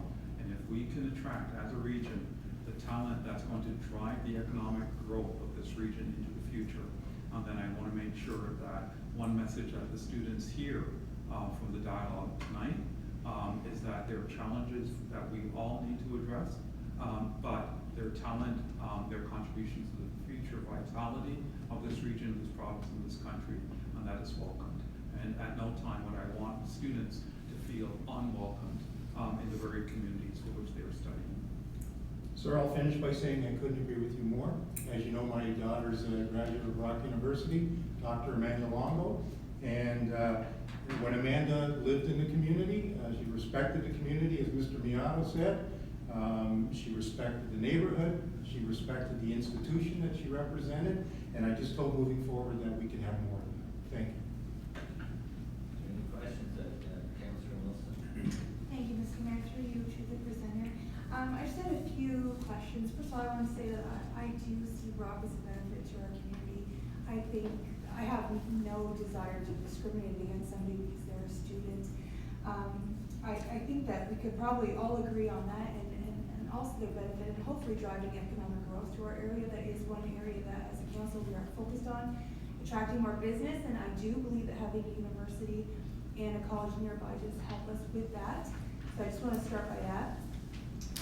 My concern, and I don't know this is something that Brock could even catch up with, but obviously, you know, having 300 beds or residents being built is probably, and over the next 2 years is not very significant in terms of the growth you expect to experience over that time. So I don't think that's a huge issue. I think what I'd like to see is for us to really focus on how, and not all students, but just like anything else, a small group of people ruin it for everyone. One bad apple situation, right? But how maybe Brock can help support us in terms of reprimanding or upholding the code of conduct that you have when they act out in our community. As you heard from some of the presenters earlier, they're in neighborhoods where there's family and children. And a few years ago, there was a situation, I believe, on Winterberry or near, where there was a huge party that broke out, and there was residents of our community that were scared to leave their homes. I live not on there, but nearby on Kiefer, and I read that and heard about that obviously through the community, and I was terrified. I have small children, and I can't imagine what those people felt. But what I didn't hear in the wave of that was how Brock, and rightfully so, you probably had no way of knowing exactly who was there. But what I would like to see is stricter rules being given to individuals that take part in those parties, and how you can ensure our residents' safety. I agree that there are residents when they're here, but for those who are acting out, that is one way you can control it when they're in our community for 8 months of the year. Do something about them not acting properly and making our residents feel unsafe. Thank you. Want to respond? Yes, if you could respond, sorry, that's from the city. Thank you very much for the comments and the full breadth of the comment. I think first, I think your point is well taken. I think I would say without question I share your concerns, and I think that everyone within a community, everyone has a desire to have a sense of safety, a sense of a community for which they find has a set of principles or values that they can adhere to or feel is hold on them. So without question, I fully understand.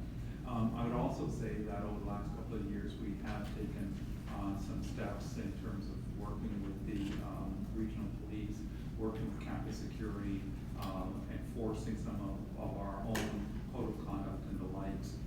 Enough? Probably not. But I also think that, I'd like to make a commitment, to council to, reinvigorate some of the work and engagement, with the mayor, with the CAO, with our campus security to have, a dialogue where we come together again and take a stock, especially as September's coming, to see, where we are, but as well to recognize that I think over the last couple of years, while there are, incidences, historic, I think the number of incidences have actually been on the downturn, in that sense, and when compared, across the country, across the province, we're moving in the right direction again.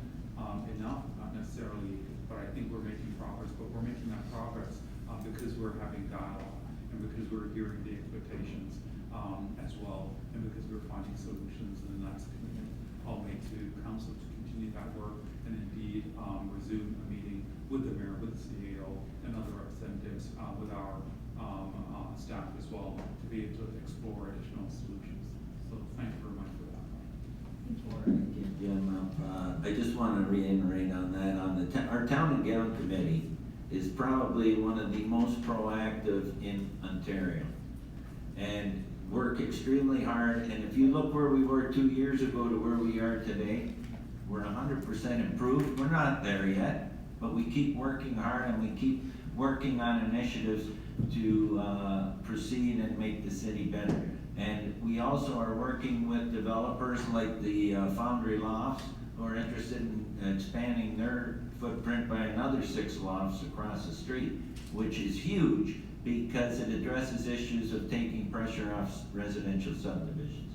So we are working, we work hard, we work every day, because it's not something that you can take the pedal off the metal. It's the student turnover every year, we have to deal with new people constantly. So it is definitely something we work hard at. Councillor Hannon. Thank you. Issues with housing is one of the ones is that I was gonna ask, I know Councilor Wanda brought it up, but I believe Brock's failed as far as residency's gone for the students, because I believe you're now facing your own crisis now with first-year students not being able to reside at Brock University, because I know you have additional residents. But I've been on council for about 20 years, and about a decade ago, council talked then about building student residents adjacent to where they want to build the Canada Games facilities.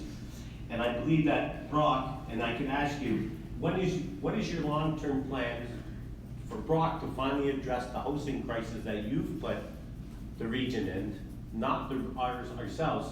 What are you gonna do to address it? Is it gonna be next year or 10 years down the road? Because I've been hearing the same fodder for 15 years, and you failed, as far as I'm concerned, not yourself personally, but Brock has failed in regards to the housing crisis that we face today in our municipality, and that's why we're facing the social issues.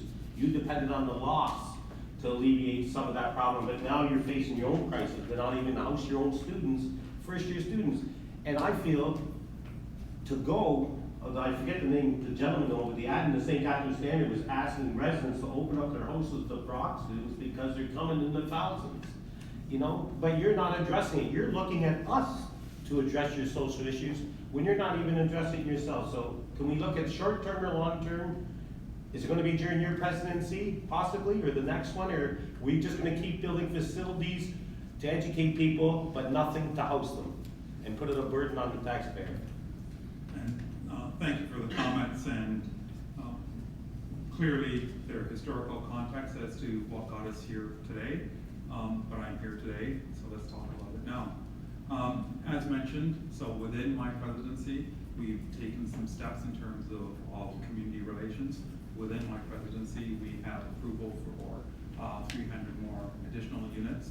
And indeed, I believe the mayor has alluded to some discussions underway. We're actually looking at a wide range of solutions, and we hope to be in a position over the next coming months to be able to start looking more deliberatively at those solutions. So my term is 5 years. I'm in the 3rd year of 5. That means within my term, we will have had additional units built on campus for the first time in many many, many years. And I think that some additional solutions will be had over the next couple of years. So I hope that I will be able to come back to council, and I will be able to walk across and shake your hand and say I rose to the challenge. Well, I'd love to see that. I just think that going forward should have happened a long time ago, because it's a loss to make it a profitable business.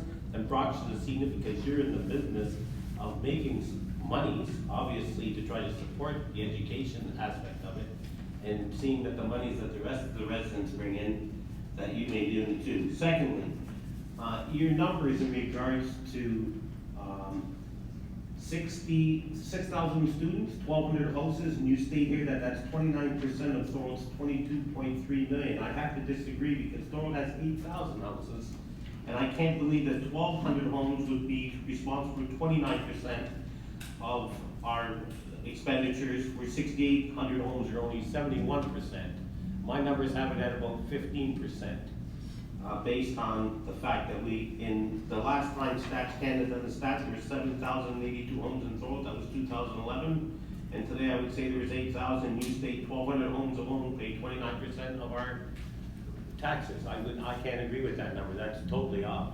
Would we agree, through the mayor, that while the exact decimal place could be off one way or the next, that the numbers are material and significant? Well, material is significant, but again, as Councillor Longo mentioned and that stuff, even if Brock students weren't here, well, those 1,200 homes would be occupied by single-family homes, and we wouldn't be driving in one of our neighborhoods. We'd be walking them into our neighborhoods. And as far as busing too, if I could comment, see that there's been comments and questions, is that as far as the busing goes, if Brock University didn't exist, we wouldn't need that $1 million. We wouldn't be spending that $1 million. We would still be spending the amount of monies that we are. So, as Councillor Longo stated, it's a benefit to Brock. It's not a benefit to the taxpayers of Thorold. And especially when we're paying city's infrastructure monies to benefit Brock in regards to bus shelters and whatnot. The impact of $12 million, you say that they haven't, how did you come up with a figure of $12 million that the students have an economic impact? You have that one slide there. That's wages for the people. Just the that wages work at for the economic impact? So you're basing that on how many people live in Thorold? that collect a paycheck. Okay. Can I ask you one question in regards to the Canada Games? Do you feel that it's fair that Brock University is only contributing $500,000 towards an $80 million project, when at the end of the day, I feel as a council, Brock will be the biggest beneficiary of that facility, not actually the taxpayers of Thorold, for which we were gonna be investing $7 million? Maybe two parts to that. I think the community at large will be the greatest beneficiary, Niagara as a whole. Next, I think as well, that if we take a look at the physical footprint that is anticipated to be the site, that will be on Brock lands. By definition, then Brock is making that contribution.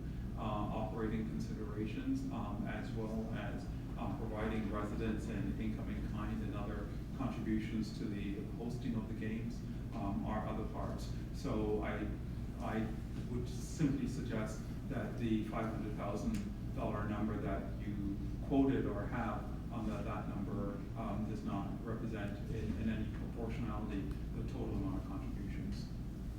I have fairness in that, but at the end of the day, we don't receive any tax monies. Thank you very much. Okay, Councillor Hannon. Is there any further questions? Okay, seeing none, I want to thank you for your presentation. And you picked a good night to come tonight, because we had the housing issue, and then you followed it, so. And I'd just like to thank you, Mr. Mayor, and I'd like to also sincerely thank all the councillors. I know the gravity of the questions and the matters before them, and that they represent their communities and constituencies. But as well, I'd just like to say the pride we take in being a university here in Niagara, here in your city, and we look forward to working really hard and continue that work to address all the concerns raised tonight as well. Thank you so much. Thank you. And I do want to give you some credit, because Brock does support our appeal to try and work with the government to get some funding, and which we do have a meeting at the coming up April conference. Thank you.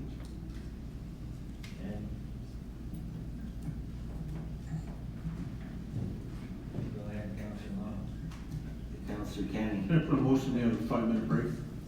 We'll do a break at the end of this, and then we'll go on. We won't have long. And then we'll have a break before we do general meeting. Okay, our next presenter is Jody Shanoff, Vice President of Environics Research, Regional Governance Review Survey Findings. Oh. Good evening, Mr. Mayor, Council, City of Thorold. Thank you very much for having me here this evening. I'm very pleased to present results from a telephone survey that Environics recently completed. This survey was initiated by a committee of the 13 CAOs across the Niagara region. The committee worked together to instruct us with regard to the survey, as well as the methodology that we pursued in undertaking the survey. I'll take you there now. Am I pushing the okay. So the methodology is arguably the most important part of any survey, and that is just to give assurance to any audience or any reader of the survey that there was integrity and validity going into the design and the execution. So in this case, we were instructed to complete a survey of just over 800 residents across the region of Niagara. You see there on the map how that breaks out across the various municipalities within the region. In addition to contacting people using their home phones, their landlines, we took efforts to ensure that we had at least 25% of the sample across the region of people reached who are cell phone only households. And there's an increasing proportion of those Canadians nowadays, so in order to ensure that your sample is in fact representative, it's very important to make sure that respondents speak to us through their cell phones. In addition to setting quotas across the 12 municipalities to ensure adequate representation, we also set some quotas when it came to just some very basic demographics, including age and gender. So you see there what the proportions of our sample, how that compares to the 2016 census data, and in fact what we do, and which is industry standard in survey research, is that we apply a weighting algorithm where we don't achieve a full sample that is representative according to the census data. We weight the data so that at the end of the day, the numbers that we look at are in fact representative of the demographics across the region. So moving in then to the substantive part of the survey, I guess I'd like to set a little bit of context. The first is the provincial government's regional review that's currently taking place is not a top-of-mind issue, not in Niagara and not in the rest of Ontario. It's not something that Ontarians are clamoring to speak to us about. And so the survey was designed in such a way to gradually move people into the conversation and not to assume that they knew things that they probably don't, because this isn't a topic they discuss at the diners' tables. The other piece of context I'd like to share with Council this evening, the results I'm showing you are from across the region.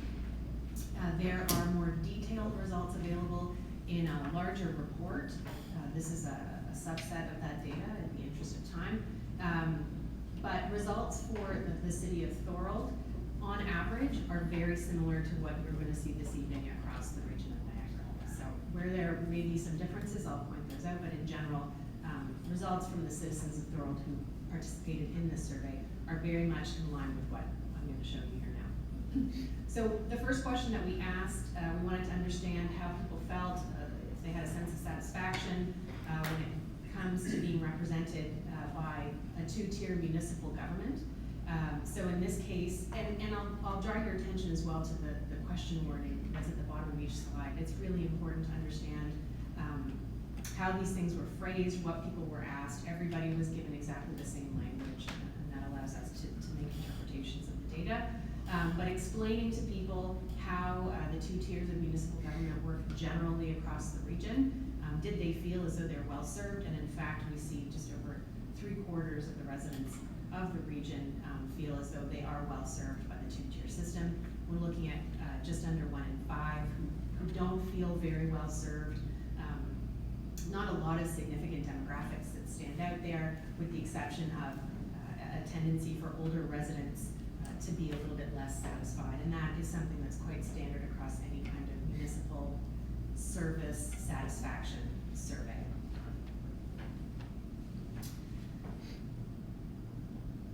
In a similar vein, we then asked whether or not people across the region felt as though they were effectively represented within the region, setting aside their political views. Do they feel that the structure that's in place now does a good job of representing their interests? And in fact, here we see again a majority of residents across the region feel they are effectively represented. 1 in 3 approximately who feel as though they are not effectively represented. And again, that overall sense is similar in Thorold, if not a little bit higher on the feeling of effective representation. In addition to those close-ended questions where we ask a question and provide the response categories, we have a few open-ended questions in the survey where people have the opportunity to respond in their own words. And we did ask both those who felt they were effectively and ineffectively represented why that was the case. Those responses are then coded and put into categories. And here we focus on residents who feel effectively represented. And generally the reason for that is an absence of any kind of concern or complaint. There's some other data in the study. It's not in this presentation, but it is in the larger report where we asked if residents feel as though, excuse me, they experience any difficulties navigating the 2 levels of government when they require support, and the incidence of complications is quite low, in particular in Thorold as well. That's one area where this municipality is set apart from others in this study. So that being said, it then follows that because people don't have a lot of complaints about being in a 2-tier municipal system, and they have an opportunity to feel connected to their representatives. Those are the reasons that they feel effectively represented. That 20% at the top, those are the people who said, I feel effectively represented, however, things could be better, and that again is very typical in any kind of municipal or citizen satisfaction or value survey. Another metric that we use to determine how satisfied and comfortable people are with their system of governance is to understand whether or not they feel they derive value from the taxes that they pay. And so in this case, we asked that both of the lower tier municipality as well as the upper tier regional municipality. And in this case, and this is a trend that is also very consistent when we do this kind of research across the province. Overall, people tend to identify a little more closely with their lower tier municipality and therefore attribute a higher sense of value from the taxes that they receive. So in this case, we see 3/4 of residents feel that way. A result that is consistent in Thorold. A little bit lower, so 2/3 in this case across the region who feel that way about their taxes that they pay to the region. That number is even a little higher in Thorold. The difference between lower tier and upper tier municipality is quite low in this municipality. Excuse me. We then start to test a little bit about an appetite, any kind of appetite for change or perception that the grass might be greener elsewhere, and what people are feeling about a 2-tier system of representation. In this case, we asked if residents across the region prefer the system that they have in place now with different representatives for the lower tier and the upper tier municipalities, or did they feel it would be more appropriate to have one set of councillors who would represent them at both levels of municipal government. And in this case, and taking into consideration the margin of error for this study, which is 3.4 percentage points, this is essentially a tie. So residents are very split on this. Some people have some appetite for a change limited to what is explained to them here, but in general, residents are quite split on this possibility. And the same is true within Thorold. Here we see about 51% among those 54 citizens who were surveyed in this municipality say they prefer one set of counselors, but that's by no means statistically significantly different from the overall results across the region. We were very deliberate when we gave our advice to the CAOs, to the working group, that we didn't recommend, and we haven't in other work, to just wade in and ask people if they prefer amalgamation or not. Because a question like that would assume that people know things or understand nuances about what those adjustments to government would entail. So instead, what we do in this study and what we replicated in the region of Niagara is that first we get a sense of what responsibilities do people prioritize when it comes to how they're represented and how they access services within the region, and then we ask them with a little bit of explanation of what some different governance models might look like, which of those they feel is best able to deliver on these responsibilities. So this is the first question, and we ask about importance, and here the different responsibilities are prioritized in terms of importance, and right at the top is probably not surprisingly at all, the efficient delivery of services within the municipality, also having easy access to services, and community character is generally something that also comes up very high on the list, as it has here. After we've established what the priorities are, then we move into the second iteration of the question, where we give people a little bit of information about what different types of scenarios amalgamation could look like. And we really try to simplify those in the sense of no change, so explaining what the current structure is, and if that were to remain in place. Partial amalgamation, which is meant to replicate a little bit of change. Nothing specific in the case of Niagara region, so while there are proposals floating around that are specific about what amalgamation might look like, the scenario that we offer here only goes so far as to suggest that some area municipalities would be combined into larger municipalities. And then the third option, which suggests a lot of change, is the prospect of total amalgamation. So once we've established this context with residents, we then return to those priorities and ask which of those three scenarios do they believe would do the best job of delivering on those important responsibilities and services that they expect within their municipality. Our interpretation of this output, well, in a couple of cases, so the strong sense of community and easy access to counselors, a majority feel as though the current situation and what they have in place is the scenario that is best suited to deliver on those important responsibilities. When it comes to the other ones, certainly the plurality of respondents tend to lean again towards the current scenario that they're familiar with. There is less and more diffused support for the different scenarios that involve amalgamation, but it is not consistent in a way that preference for the current situation is. And again, I'll just reiterate that Thorold is a municipality that's very much in line with these outputs, with the preponderance of support in favor of the current scenario, with 2 tiers of government. One of the last things that we ask about, now that we've introduced the topic of larger government, fewer representatives, all those aspects that would be part of the discussion when the government reports on its review, and we asked whether or not residents consider if a larger government would mean, what kind of an impact would it have on service delivery that they experience? And most, so a plurality in this case, 48%, anticipate that a larger government would lead to a decline in the services that they currently enjoy. That proportion is even a little bit higher in Thorold, again, not significantly, but that's definitely where the Thorold residents are leaning in terms of anticipating that larger government could mean a decline in the services that they currently enjoy.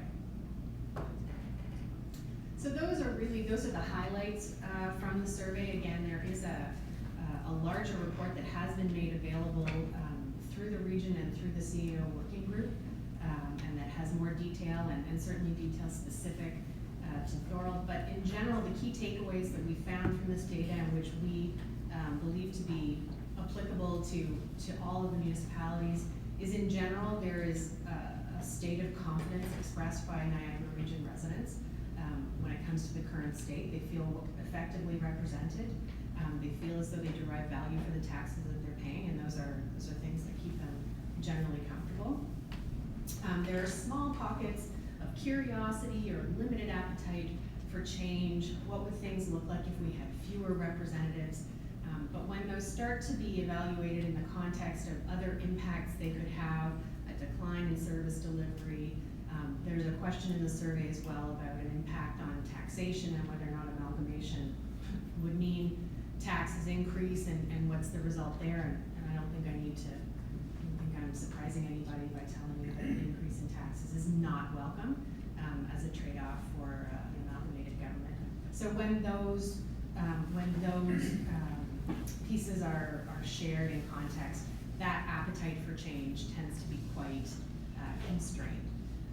And ultimately, residents are comfortable with the system, they're familiar with the system that they have in place now. In particular, places like Thorold, residents don't experience a lot of confusion or frustration when they're trying to navigate levels of government. And therefore, they feel that the current structure that's in place currently is the one best suited to ensure that they continue to obtain the services and the quality of life that they currently experience. So those are the high-level findings. I welcome any questions on the data or the study itself. Any questions for Jody? Answer. Go ahead, Councilor. Through you, Mr. Mayor. Jody, what was when you were hired, a great presentation, by the way, thank you for being here tonight. What was the purpose of the study when you were hired? What were you told was the purpose of the study?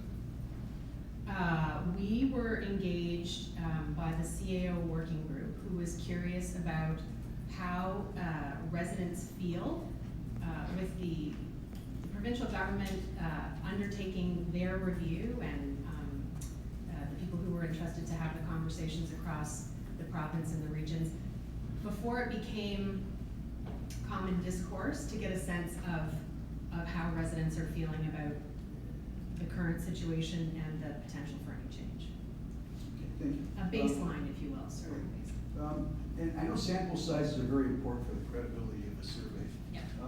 What percent of the population is this threshold for an accurate survey? Because when I figure 832 people into the whole region, that's less than 1%. When I look at 54 people speaking for Thorold, that's like 0.00, so 0.003 of 1%. So I'm just questioning that. It's almost like this was done to put the region in a positive light. That's my impression. So can you respond to that? So in terms of methodology, it is typical for surveys at larger municipal levels, at the provincial level, where we often conduct surveys with 800 to 1,000 residents across the province. The federal government often relies on results from surveys of 1,000 to 1,500 Canadians. So it's the size itself isn't the most important component of ensuring the validity of the results that you get. It's the integrity of the sample and the way in which you collect the data. So the fact that we used a telephone methodology, which is the gold standard currently, although debatably in my practice, making sure that you reach people by their landlines and by their cell phones ensures a random nature to the people who participate, which is important for giving you a margin of error. The other piece that's important is ensuring that you have a good distribution of demographics. It's always about the integrity of your sample, not necessarily the size of the sample itself. Thank you. Any further questions? Seeing none, I thank you, Jody, for your presentation. Very informative. I had it at the region, now I had it again. And there's the detailed report, which is part of the package. Okay, thank you. We move on to motions for support. City of Thorold, Councilor Longo, whistleblowing policy. Thank you, Mr. Mayor. Moved by myself and seconded by Councilor Hanley, that the correspondence received from the town of Fort Erie at its council meeting of July 15, 2019, requesting support of whistleblowing and the commitment of protecting whistleblowers be received and supported. Any questions, any discussion? All those in favor? Opposed? Carried. City of Thorold. Thorold, BIA welcome event in downtown Thorold, referred to Councilor Sentence. Thank you, Mr. Mayor. Moved by myself, seconded by Councilor Wilson. Whereas the Thorold BIA wishes to host a welcome event in downtown Thorold to welcome residents and students to the community on Saturday, September 14, 2019.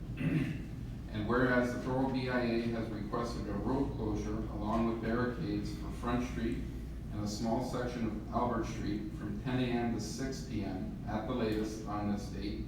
And whereas staff have no objection to this request, now therefore be it resolved that the Thorold BIA welcome event in downtown Thorold be hereby approved, and that staff be directed to work with the Thorold BIA with regard to the road closure. Questions? Seeing none, I call the question. All those in favor? Opposed? Carried. Statement by councilors. Councilor DeRose. Through you, Mr. Mayor.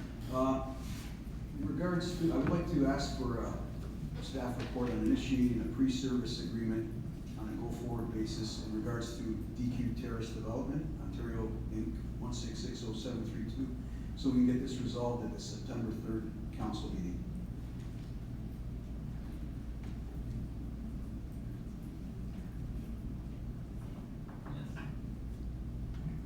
What are you looking for, Councilor DeRose? Because if we have a pre-servicing protocol, it can't be for one development, it has to be for all developments. I wanted to put a motion so this can be discussed at the September 3rd meeting.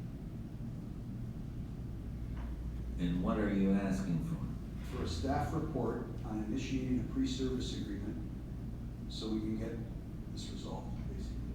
So you want a staff report to report back at the next meeting? Yes, please.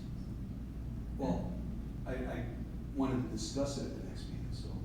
Well, you need a staff report and then discuss the report. Is that what you're looking for? Well, I'm just looking to not delay this project as much as it has to be. So whatever's the shortest route to get to these people, get the shovel in the ground. I'll turn it over to the Director of Planning and Building, Tamara. Through your worship, I believe that we've had much correspondence on the matter, and it was raised through to legal counsel based on the landowner himself raising this to his legal counsel. At this point in time, it's near the completion of a subdivision agreement that has also gone through legal counsel and through review of the landowners and the various departments of the city of Thorold. It is now up to the landowner to finalize all the aspects, and it was tentatively scheduled, should he do so, for September 17th. Go ahead, Councilor Doro. Can I ask the engineer, Mr. Dunsmore, to speak on it, because he's more aware of what's the situation entails. Manager, Engineering, Sean. Through you, Mr. Mayor, I think what Councilor DeRose is trying to ask for is a review of the policy as it relates to pre-servicing agreements in general, not just this one for DQ. And that was my question before, that it's across the board, not just for one development. Is that what you're looking for? Yes, Mr. Mayor. Okay.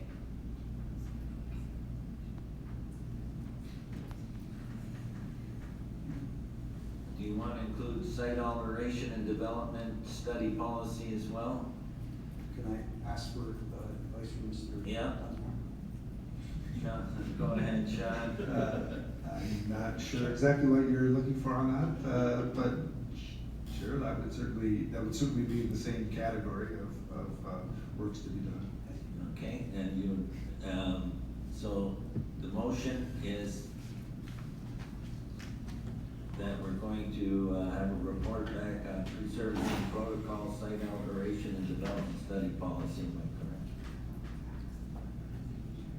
And that is, gonna be tough to do for September 3rd, I can tell you that.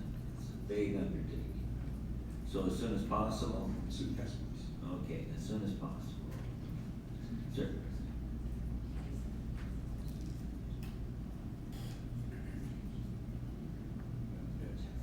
Yeah. Is there a seconder for that motion? Counselor Sentence. Any discussion on that motion? Go ahead, Counselor Longo. Thank you, Mr. Mayor. My concern is here, we're dealing with what seems to be staff time. Now we're gonna ask staff to do a report, and by the time the report gets here, the issue at hand will probably be rectified. So I personally don't know if it's a good use of staff time. I'd rather see staff get to these projects and get them to the point that the developers want them, rather than having staff sit in an office doing reports. It's my opinion on it, and based on the timing, that's what I feel. Thank you. Go ahead, Counselor Wilson. Thank you, Mr. Mayor. Through you to the appropriate staff member, I understand what Councilor Rose is trying to attain here, and I agree with you in that regard. If I could ask a question to the appropriate staff member, if there's a better method for council to take in order to help fast track this process, because I do feel this individual pain, because it's very costly for them, and obviously we're getting to the close of the summer where servicing is typically done, so I'm just wondering if we collectively come up with a better solution to fast track it rather than asking for large reports, as Councilor Marcos stated. Thank you. Do you want to comment on that at all, Mayor? Through your worship, staff have been working diligently on this on a weekly basis. So the expediting of an application is always dependent on the applicant and not the staff. We're ready. We have draft holding provision bylaws ready to go. We have a subdivision agreement ready to go. And it's up to the applicant to take the initiative to expedite the process. We're obligated to follow legislation and the law. The purpose of having a pre-servicing policy would provide direction for engineering staff to identify criteria to qualify for pre-servicing in context of a subdivision. It would be very useful. Otherwise, it's an ad hoc approach by staff. Having a development standards manual would clarify for all applicants the standards and expectations of the engineering department. And so all of these three documents would be highly useful, would help expedite applications, especially for applicants that may not be familiar with our expected standards and laws. So if you look at what staff is saying, that this report would be useful, it's not something that we'll get tomorrow, but it'll be useful on a forward-going basis. But regarding the applicant working on this, we're working diligently and expeding it as soon as all the conditions are met. Am I correct when I say that? Through your worship, absolutely yes. Okay, go ahead, Councilor Wilson. Thank you, Mr. Mayor. So can I then maybe suggest a amendment to the motion so that we, since it would be beneficial, so what if we ask staff to start with the framework for pre-servicing, so that we could use that in the future and potentially for this situation, and then separate that with the other portions, which I don't fully understand you were talking about, but do that at a later time. So there are 2 or 3 different studies or reports, but separated. Does it make sense to do that? Through your worship, they're all interrelated. We have had several incidents of site alteration problems, complaints to bylaw enforcement where people are bringing in fill to properties, grading them. We now have this specific subdivision also bringing in fill. It's untested, it's unclear the quality. We had a phone call from the Ministry of Environment today regarding the activities, and so unless we control it and actually have bylaws and standards to guide, these incidents, we have nothing. And so, for example, sorry to go further, Burlington had this incident with their air park where fill was being brought in and they did not have a site alteration bylaw. And one adjacent property owner now has a 100-foot wall of dirt beside their property. So it's quite critical without having a bylaw in place for your city. Thanks. So what you're saying, it doesn't make sense to separate the two reports? The three. Reports, sorry? They're separate, through your worship, they are separate. They're not reports. One would be a bylaw. The other is a policy that sets criteria and standards. And the third would be a document identifying all related standards related to engineering. Perfect. So then could we adjust the motion so that first we address the policy? So if that's the policy, for requesting to be able to service the site first.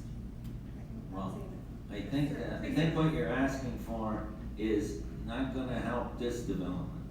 It's not coming in that period of time. So it's important that they work on this development to get it to move forward and then work on this for moving forward. Because this, if you wanna wait for this, that development's gonna be held up longer than if they go and proceed and get everything done that they need to do. Yes, I understand that, but I was assuming from the initial, when the motion added the variances of the site, that caused it to potentially take longer than the next meeting. So if they're able to do the pre-servicing by the next meeting, then that's what I would recommend amending the motion, if I'm making sense. But if it doesn't expedite that, then leave it together. Through you, Mr. Mayor, the motion that I have is that staff be directed to develop a pre-servicing policy, a site alteration bylaw, and development standards for future council consideration. That's a motion on the floor, it's been seconded. Go ahead, Councilor Hamlin. Well, now you need a second. No, we have a second. Okay, that's the motion on the floor. Any further discussion? Seeing none, all those in favor? Opposed? Carried.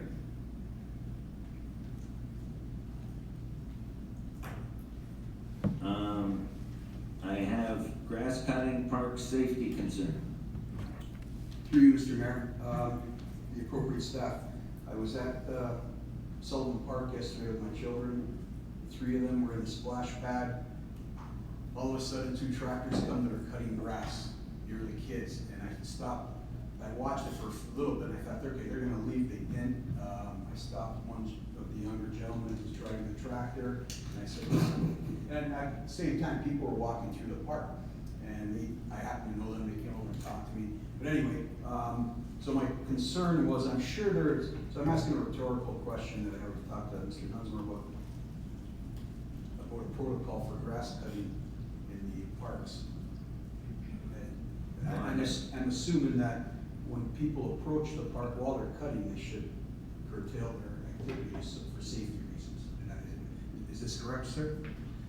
Through you, Mr. Mayor, yes and no. Yes, we would certainly want it to be as safe as possible and keep as far away from it as possible.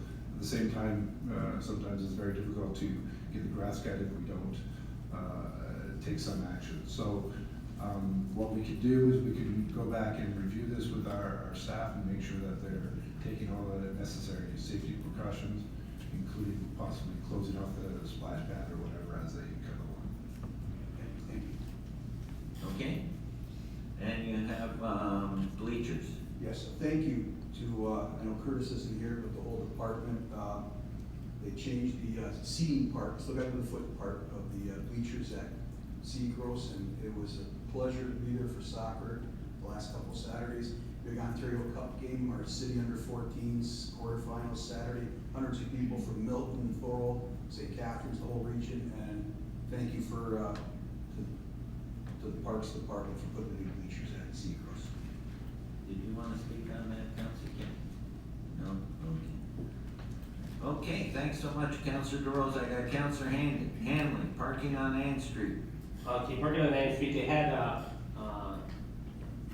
public information session on August the 6th in regards to a concern that I brought forward to council, where now they're wanting to ban parking on both sides of the streets. We've initiated a petition, so after I make my comment here, I believe I'm gonna put forward a notice of motion that I talked to Adam Mosk about it, and the feeling of the neighborhood is they would prefer that the parking be where it was originally. I did provide photographs where the parking was actually no parking on the north side of the street, and after they had done some construction some years ago, it was inadvertently moved to the other side of the street with no public input. Now, the recent information session was to ban it on both sides of the street, but the neighborhood, with the petition that's being circulated, as we're at 60%, are in favor of having another public installation meeting and having the parking, no parking, just on the south side between Queen Street and White Avenue, or Queen Street and West Street. Yeah, it would be on the south side, no parking on the south side. Right now, it's no parking on the north side, and we would like to get that reverted so that there's parking, because what I brought up was, the reasoning for banning it on both sides is because now the criteria is for emergency vehicles to get through, and I said, well, if we're gonna go that route, then we're gonna have no parking on every street in Thorold. Because all it takes is a complaint by one citizen to initiate a public information session that's gonna ban parking on both sides of the street, I said, I will find someone on every street in Thorold to complain then. And we don't wanna go that route. So I'm gonna ask for a notice of motion, that we have another public information session, that it not be banned on both sides of the street, it be banned on the north side of the street, and there'd be no parking on the south side of the street. And it would open up, and that's the feeling in the neighborhood. Go ahead, Manager of Engineers. Through you, Mr. Mayor, I would like to request that we wait for the report to come back. The reason we had the Public Information Center was to collect information and get the information from the public as to what the intent was. What we do in all those public meetings is we come with an initial proposal to get feedback from the public. We have received some feedback from the public, certainly. Anything that you have received, we would certainly appreciate you forwarding to us, and it'll become part of a report probably for the September 3rd. On the September 3rd meeting, then at that time, I can tell you that the report coming forward, majority of the people that here, probably 90% of the people that did attend it, are in favor of what I had proposed. The report comes on the 3rd, are you okay? Report comes on the 3rd, but if I could put a notice of motion forward now, tonight, in regards to it, so when the report comes forward on the 3rd, at that time, I can put a motion on the floor to put the ball rolling in the other step. Or can I do it that night? We disagree with the report that night, can I then put a motion on the floor? Go ahead. Through you, Mr. Mayor, a notice of motion would not be required. You would be able to amend the recommendation of the Public Works report. Well, we would still have to have another public information session if we wanted to do it, or that would be the end of the public information session. Through you, Mr. Mayor, usually we hold the public meeting. If council makes a decision to, whatever their decision is final, there's no need for a public meeting associated with council. Okay, I just, that because it would be a proposal against what was proposed at the public information session originally. Okay, and the other issue with myself is more or less been addressed in that stuff tonight with the Brock University. Thank you, Councilor Hanley. Thank you, Councilor Hanley. Notice of motion, then you're okay? You'll see we'll move forward after we get the report. You're okay with that, Yes. Councilor Hanley? Okay. Any notices of motion? Seeing none, before we resolve in the general committee, we'll take 5 minutes, and then we'll get right back in. Okay? What?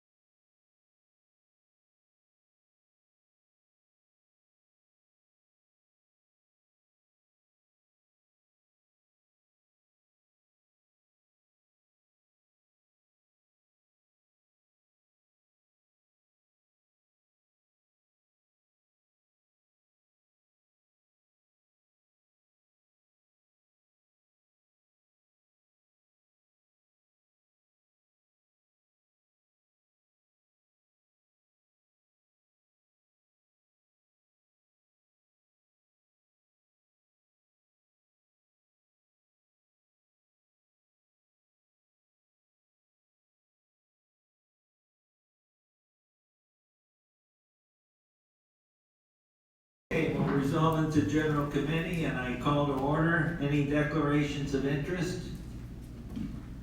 Seeing none, I'd like to call delegations. William Haiku, planner, Upper Canada Consultants. Thanks for waiting and your patience. Director of Planning and Development Services Report, PDS 2019-25.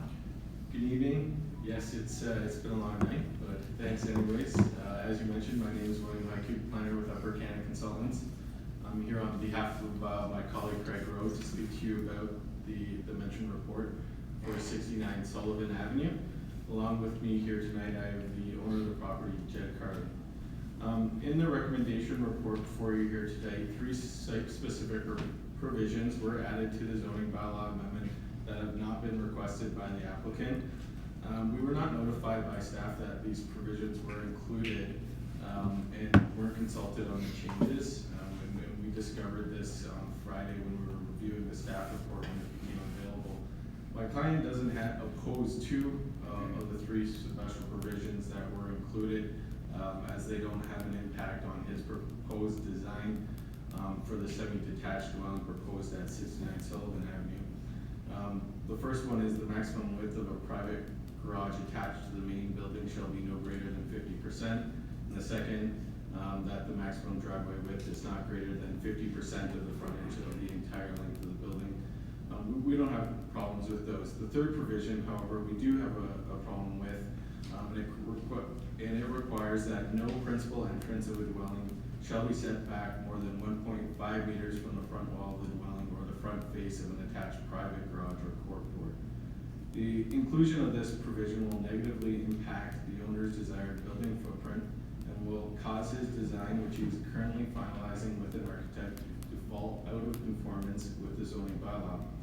The owner's desire for a larger setback between the front face of the house, of the garage to the front door is to accommodate a 1.2 or 4 foot grade differential between the finished floor elevation and the front yard apron. The owner has formulated a design so that 9-foot ceilings will be able to be accommodated in the basement. In order to make up that grade difference, my client is planning on including a porch on the front of the house and at least 6 steps to get down to that front yard grade. With this in mind, moving the front face of the dwelling will cause an awkward design for the proposed semi-detached dwelling, as the stairs will project beyond the front face of the garage and have a grade difference immediately adjacent to the driveway. This will also result in a need to construct a longer hallway with not much functional floor space. We appreciate staff's concern and desire to ensure good urban design is achieved through all developments in the city. However, we feel that this means can be achieved without the need for a rigid setback being included in this site-specific zoning request. We're committed to doing what we can to ensure that the building addresses the street and to provide good design as part of this project. But it should be informed by the construction plans, and we should be able to discuss this prior to it coming forward in the report. We respectfully request that council removes this site-specific provision from the forthcoming bylaw and approving that bylaw without this provision being included. If you have any questions, I'm happy to answer them. Thank you. Thank you, William. Are there any questions? Go ahead, Councillor Hammond. Well, no questions, but could we move report PDS 2019-25 forward? We can, and that's gonna come up in motion to move reports next, so we won't move it though. I'll call on you as soon as I do that. Are there any questions at all? Okay, thank you for your presentation, William. Thank you. Call for reports to be brought forward from consent, and you want to pull Item PDS 2019-25.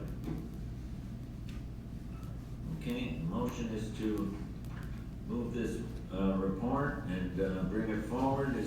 Can I have all those in favor? Opposed? Carried. Okay, so recommendation report regarding the zoning bylaw amendment for 69 Sullivan Avenue. And I'll ask that be brought forward by the Director of Planning and Building, the Mayor. Or who wants to bring it, or is Denise, are you gonna speak on that?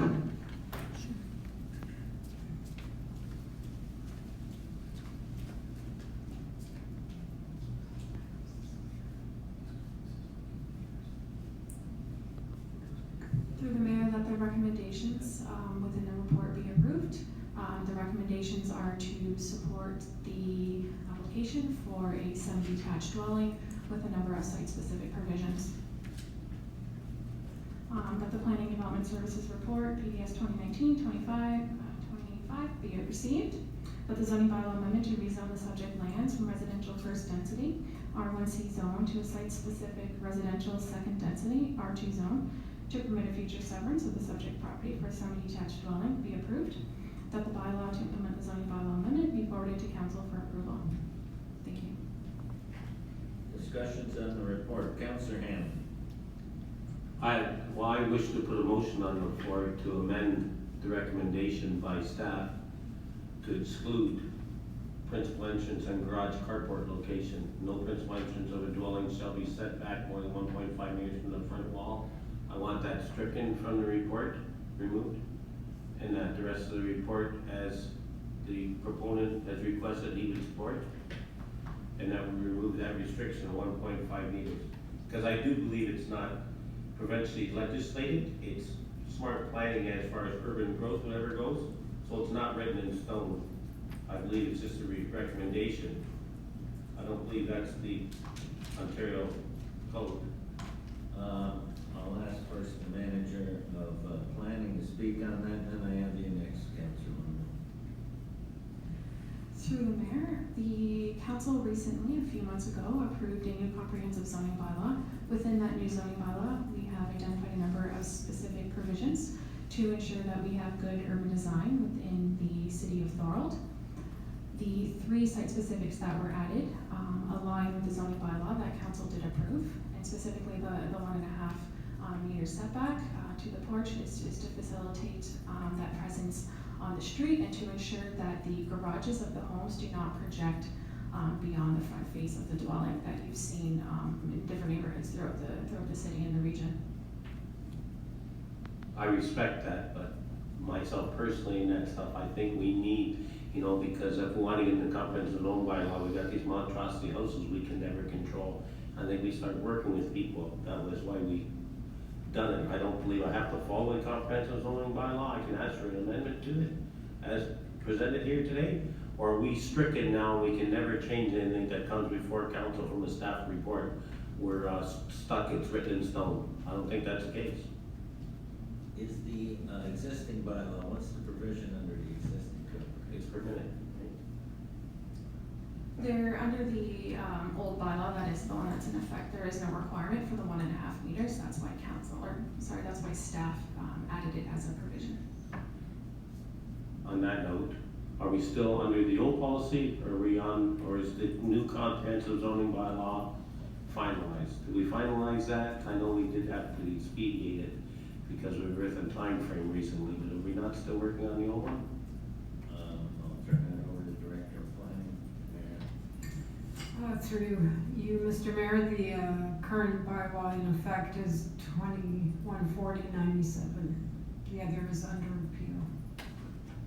So on that note then, we're implementing something here that actually hasn't been passed by council by allowing this. So No, that's it has why- been passed. It has been passed, but it's under appeal. That's Okay. right. I'll come back to you. Go ahead, Councillor Long. One of my questions has been answered, but has this item, is this under appeal by anybody?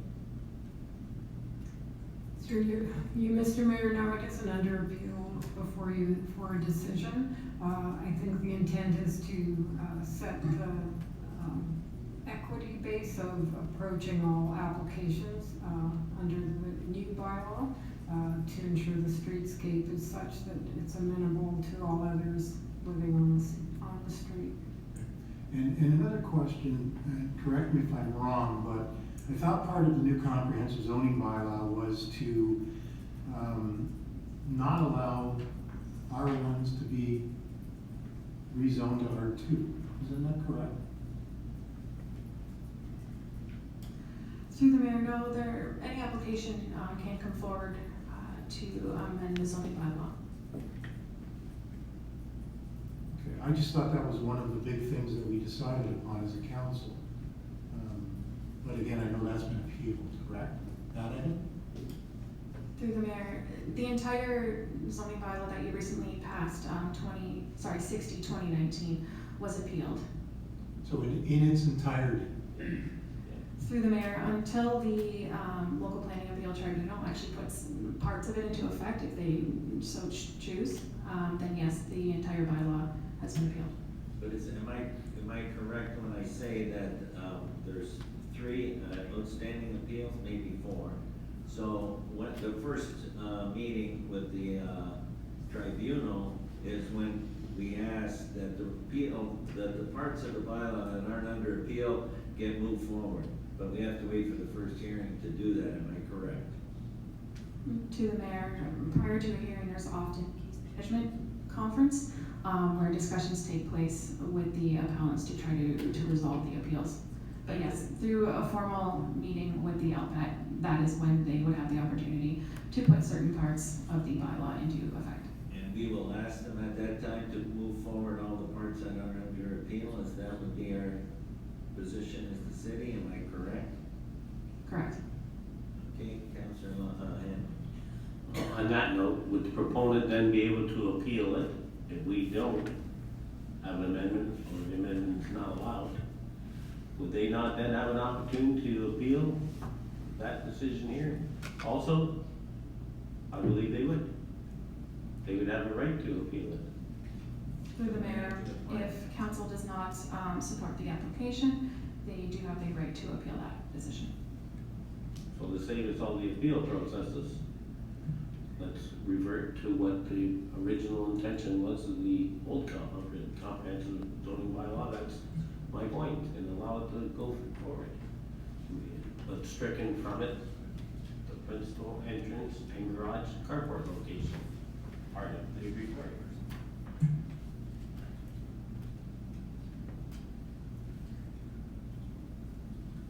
Well, first, go ahead, and then I want to have a question to ask, but go ahead. I guess my question is, if we do that, then doesn't that give the opportunity for any other resident of Thorold to come forward and say that that was affected and didn't appreciate this zoning bylaw? That they're going to come forward and we're going to do the same thing for that? I'm a little bit worried about where that puts us. But if I could, that was kind of a comment. Could we ask the presenter a question again? Is that okay? Go ahead. Are we allowed to do that? I was just looking for some clarification, because I thought it was the porch that was the issue, like the porch is too close to the sidewalk, is that? So the current status of the building is the garages are pulled forward 3.5 meters from the front face of the wall. So the intent of the house design now is to have a porch and then stairs coming down that would meet that front garage wall. So the intent of the zoning bylaw is to bring that front wall forward to make sure that there's not a gap and all you see is the garages. In this scenario, we weren't informed of these provisions coming forward in the staff report. We didn't apply for them. We found out on Friday. I consulted with my client about what his design for his house was, and he is currently going through architecturally designed plans to, if and when this gets approved, submit for a building permit. So we were kind of taken off guard, and he certainly doesn't want to at the 11th hour have to change his building permit plans to try and implement something that we feel is qualifies and addresses the urban design concerns.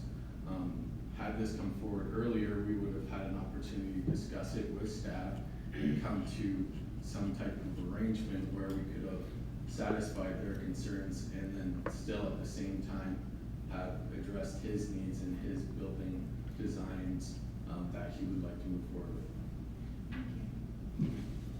And then my other question, I guess to staff is, we get a note that in the zoning bylaw, but in our neighborhood, like, most of the garages are 3 feet from the face of the house, so I'm gonna take it back that this is an issue. If, through you, Mr. Mayor, to appropriate staff member.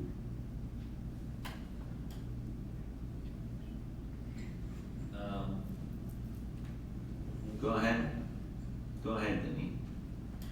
Through the mayor, it is good urban design practice to have the garage set back from the front face of the dwelling. When you go through those communities, what you really see is all garage, and we really want to make the house have a presence on the street as opposed to just kind of the garage sticking out. And that's part of the reason why we've limited the 1.5 meters back. Councilor Longo? Thank you, Mr. Mayor. Through you, again, to the presenter, if I could. Mr. Haiku, you just mentioned that if you had the opportunity to have a meeting with staff, you could have resolved this? Well, sorry, through you, Mr. Mayor, ahead of time, typically, in my experience, how it works is you come forward with an application for a proposal, which we did under the old zoning bylaw. Now, a new zoning bylaw has come forward, and those provisions were added without us knowing. Right, but if you knew, you said you could sit down with staff and come out to a amicable.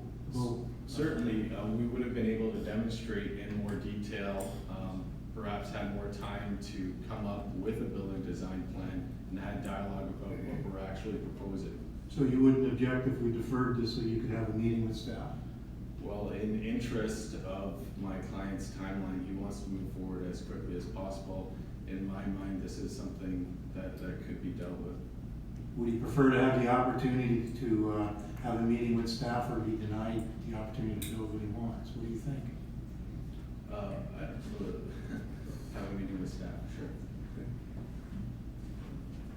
Councilor Hanlon? I just think that in the respect that, you know, we're here tonight and he's saying that they filed an application, we had a public meeting, that public meeting and that application was filed under the old zoning, that at that time, staff, I believe, should have informed the proponent of what its intentions would be, and like I feel he's been blindsided of getting it on the 11th hour on Friday, this information that he has said, he was never forewarned about it, and I do believe too that this should have all come forward at the public meeting in regards to the proposal and that stuff, and I don't believe it's fair to the proponent. I think the public meeting was last meeting, which the news comprehensive zoning bylaw was in effect then, Councilor Hanlon. But they, the proponent said he applied under the old rules. But at the public meeting, we were under the current comprehensive zoning. And it is appealed. It's appealed, but if you look at what we've done already today, there's someone that put in a request, one of the public meetings, because the new comprehensive zoning bylaw, they needed a bylaw amendment, so they had to go through a public meeting to get the bylaw amendment, so you understand what Well, we don't have to agree with staff 100% all the time, Mr. Mayor, either. No, but That's if the we thing. follow a certain procedure, then that procedure, we have to be consistent, is my point. But it seems all the time when we come forward here and try to make a change to things, we're stuck, it's written in stone, we can't do anything, so why leave it here? Because we gotta follow procedure, and we are not, we set the comprehensive zoning bylaw, now we have to follow it. And I can ask for a motion to put forward on the floor to amend the recommendation from staff. I can change it if I get a vote from council. Okay. Yeah, I got Councilor Kenny. I'm gonna support Jim's recommendation, motion to allow this. Like he also said, there's a lot of things that we're gonna have to be battling with this, with these new bylaws. Houses getting built all over the place. I like to pick our fights, and if he were to appeal it, we're gonna have another one on our hands, so I'm gonna support Jim's motion. Go ahead, Councilor Wilson. Thank you, Mr. Mayor, to the presenter or the appropriate staff member. I'm just curious to know if this design of the house fits in with the rest of the community, or if they have their garages aligned with the front, or does it look like it actually belongs? I have a picture here of the house that's very similar to what I want to do, or look at it.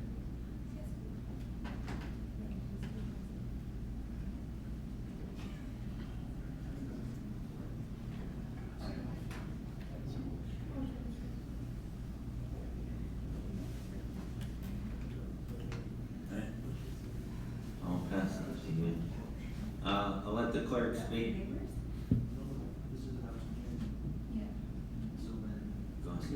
Can I put a suggestion to council on the floor that the recommendation be amended, that staff be directed to meet with the applicant to resolve this matter? The bylaw is not coming forward before September 3rd, so that the staff can come back with a report September 3rd and a bylaw the same evening. Councillor Longo, I would like to move that motion, Mr. Mayor. are you, Councillor Hanley, are you okay with that? Well, I could ask the proponent if he was okay with it, how's that, if I can ask the presenter if he's okay with it, he presented that. No. I can't, okay, then I'm sticking with my motion on the floor then. I'm gonna put a motion on the floor that we amend the current bylaw to exclude what the proponent wishes for. Well, if you're not gonna let him speak on whether it's in his benefit or not, so I'm gonna keep my motion on the floor, and it's seconded by Councillor Kenny. He's gonna, Councillor, are you gonna support his motion? Yes. Yes, I will. Speakers to that motion? Go ahead, Councillor Longo. Mr. Mayor, I'll just make a comment that we just passed a comprehensive zoning bylaw. And first opportunity we have to make an amendment to it, we're gonna jump in and make an amendment. I think it's the wrong thing to do. I think we need to listen to our staff and respect what they say. And we have an opportunity that the staff and the proponent can work this out in a meeting. I think that's the best solution. That's my comment. Thank you. Any further comments? Go ahead, Councillor Decker. I agree, through you, Mr. Mayor, I agree with our clerk and with Councillor Longo that we give them an opportunity to speak. I don't want to make another, rash decision. Councillor Wilson. Thank you, Mr. Mayor, through you. I agree with Councillor Hanley's motion on the floor, and obviously nobody else got to see that picture. I don't know if it's appropriate or not, but I do think what they're proposing is keeping with the look of the neighborhood, which I think was a major concern when we talked about this bylaw being implemented. So for that reason, and because they did apply before the new zoning bylaw was implemented, I do support Councillor Hanley's motion. Any further speakers?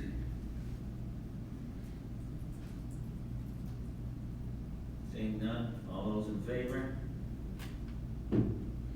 Opposed? Carried.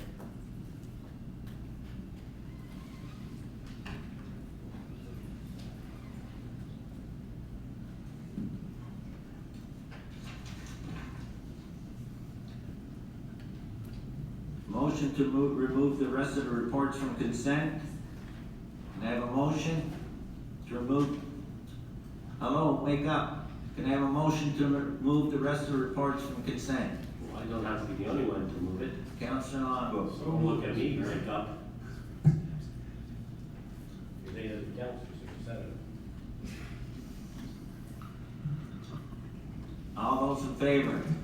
Opposed? Carried. Discussion reports, DF 2019-23 tenant bills, water sewer, and I'll turn this over to Director of Finance, or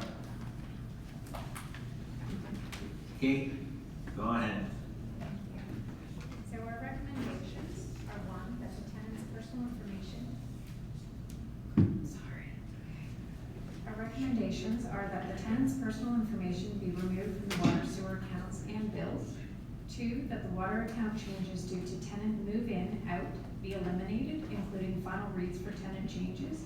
And 3, that the water accounts will remain in the owner's name with courtesy bills and other notifications sent to care of tenant.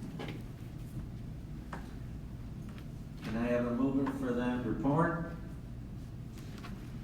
Councillor Kenny. Speakers to the report. Go ahead, Councillor Wilson. Thank you, Mr. Mayor, through you to the what is the purpose of that? Is that so that if the tenant moves out, that the owner then becomes liable to pay the bill? Is that what started this process? Actually, no. What started this process were challenges from several tenants because we had sent information to the owner as well as the tenant. As per Municipal Act the owner of the property is ultimately liable for those water bills, which is why we can add outstanding water bills to tax accounts.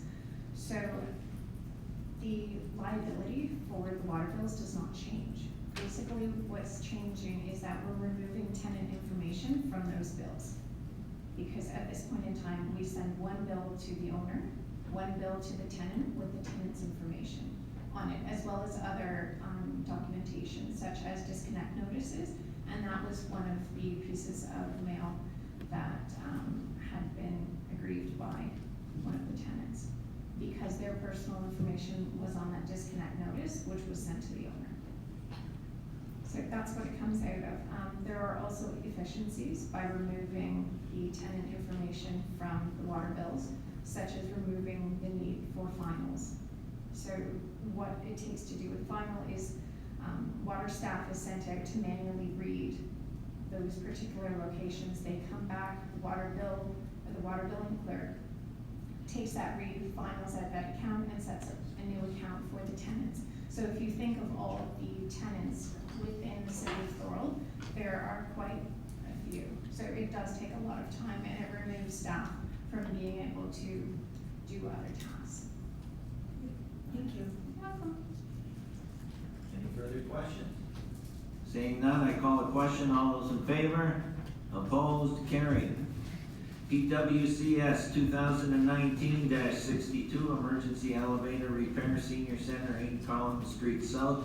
And Sean, manager engineering, Sean Dunmore. Through you, Mr. Mayor, it's recommended that council approve a budget overrun of up to $150,000 funded from the municipal land and building reserve to repair the elevators at the senior center at 8 Carlton Street, and that council approve the repair work to be awarded to the existing service provider, Clone and Inc. So concludes my report. Can I get a mover for the report? Councillor Decker. Speakers to the report, Councillor DeRose. Through you, Mr. Mayor. Were those not just the building, I thought they did everything new, so weren't the elevators new? No, it's the existing elevator that was From previous years, oh, okay, sorry, thank you. Is there any further questions? Seeing none, all those in favor? Opposed? Carried. PBS 2019-24, religious services in public parks. Through Mr. Mayor, it's just. Go ahead, sorry. Chief Building Official, Jason. Thank you, Mr. Mayor. It's recommended that council receive this report for information purposes. Can I get a mover for the report? Councillor Sentence. Speakers to the report. Seeing none, I call the question. All those in favor? Opposed? Carried.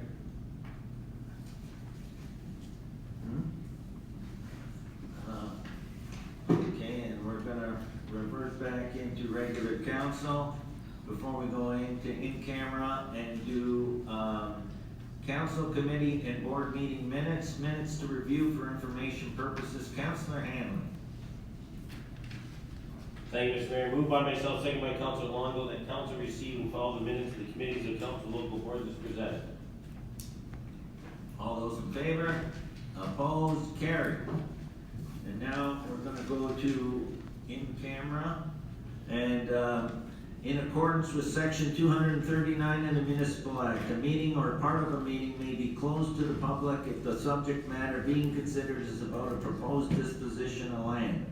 Could I have a motion to move into closed session to discuss city clerk's direction received on July 16th, 2019, read lot 67 and 68 Uppers Lane, proposed disposition of land, and to adopt minutes of July 16th, 2019 in-camera general committee meeting?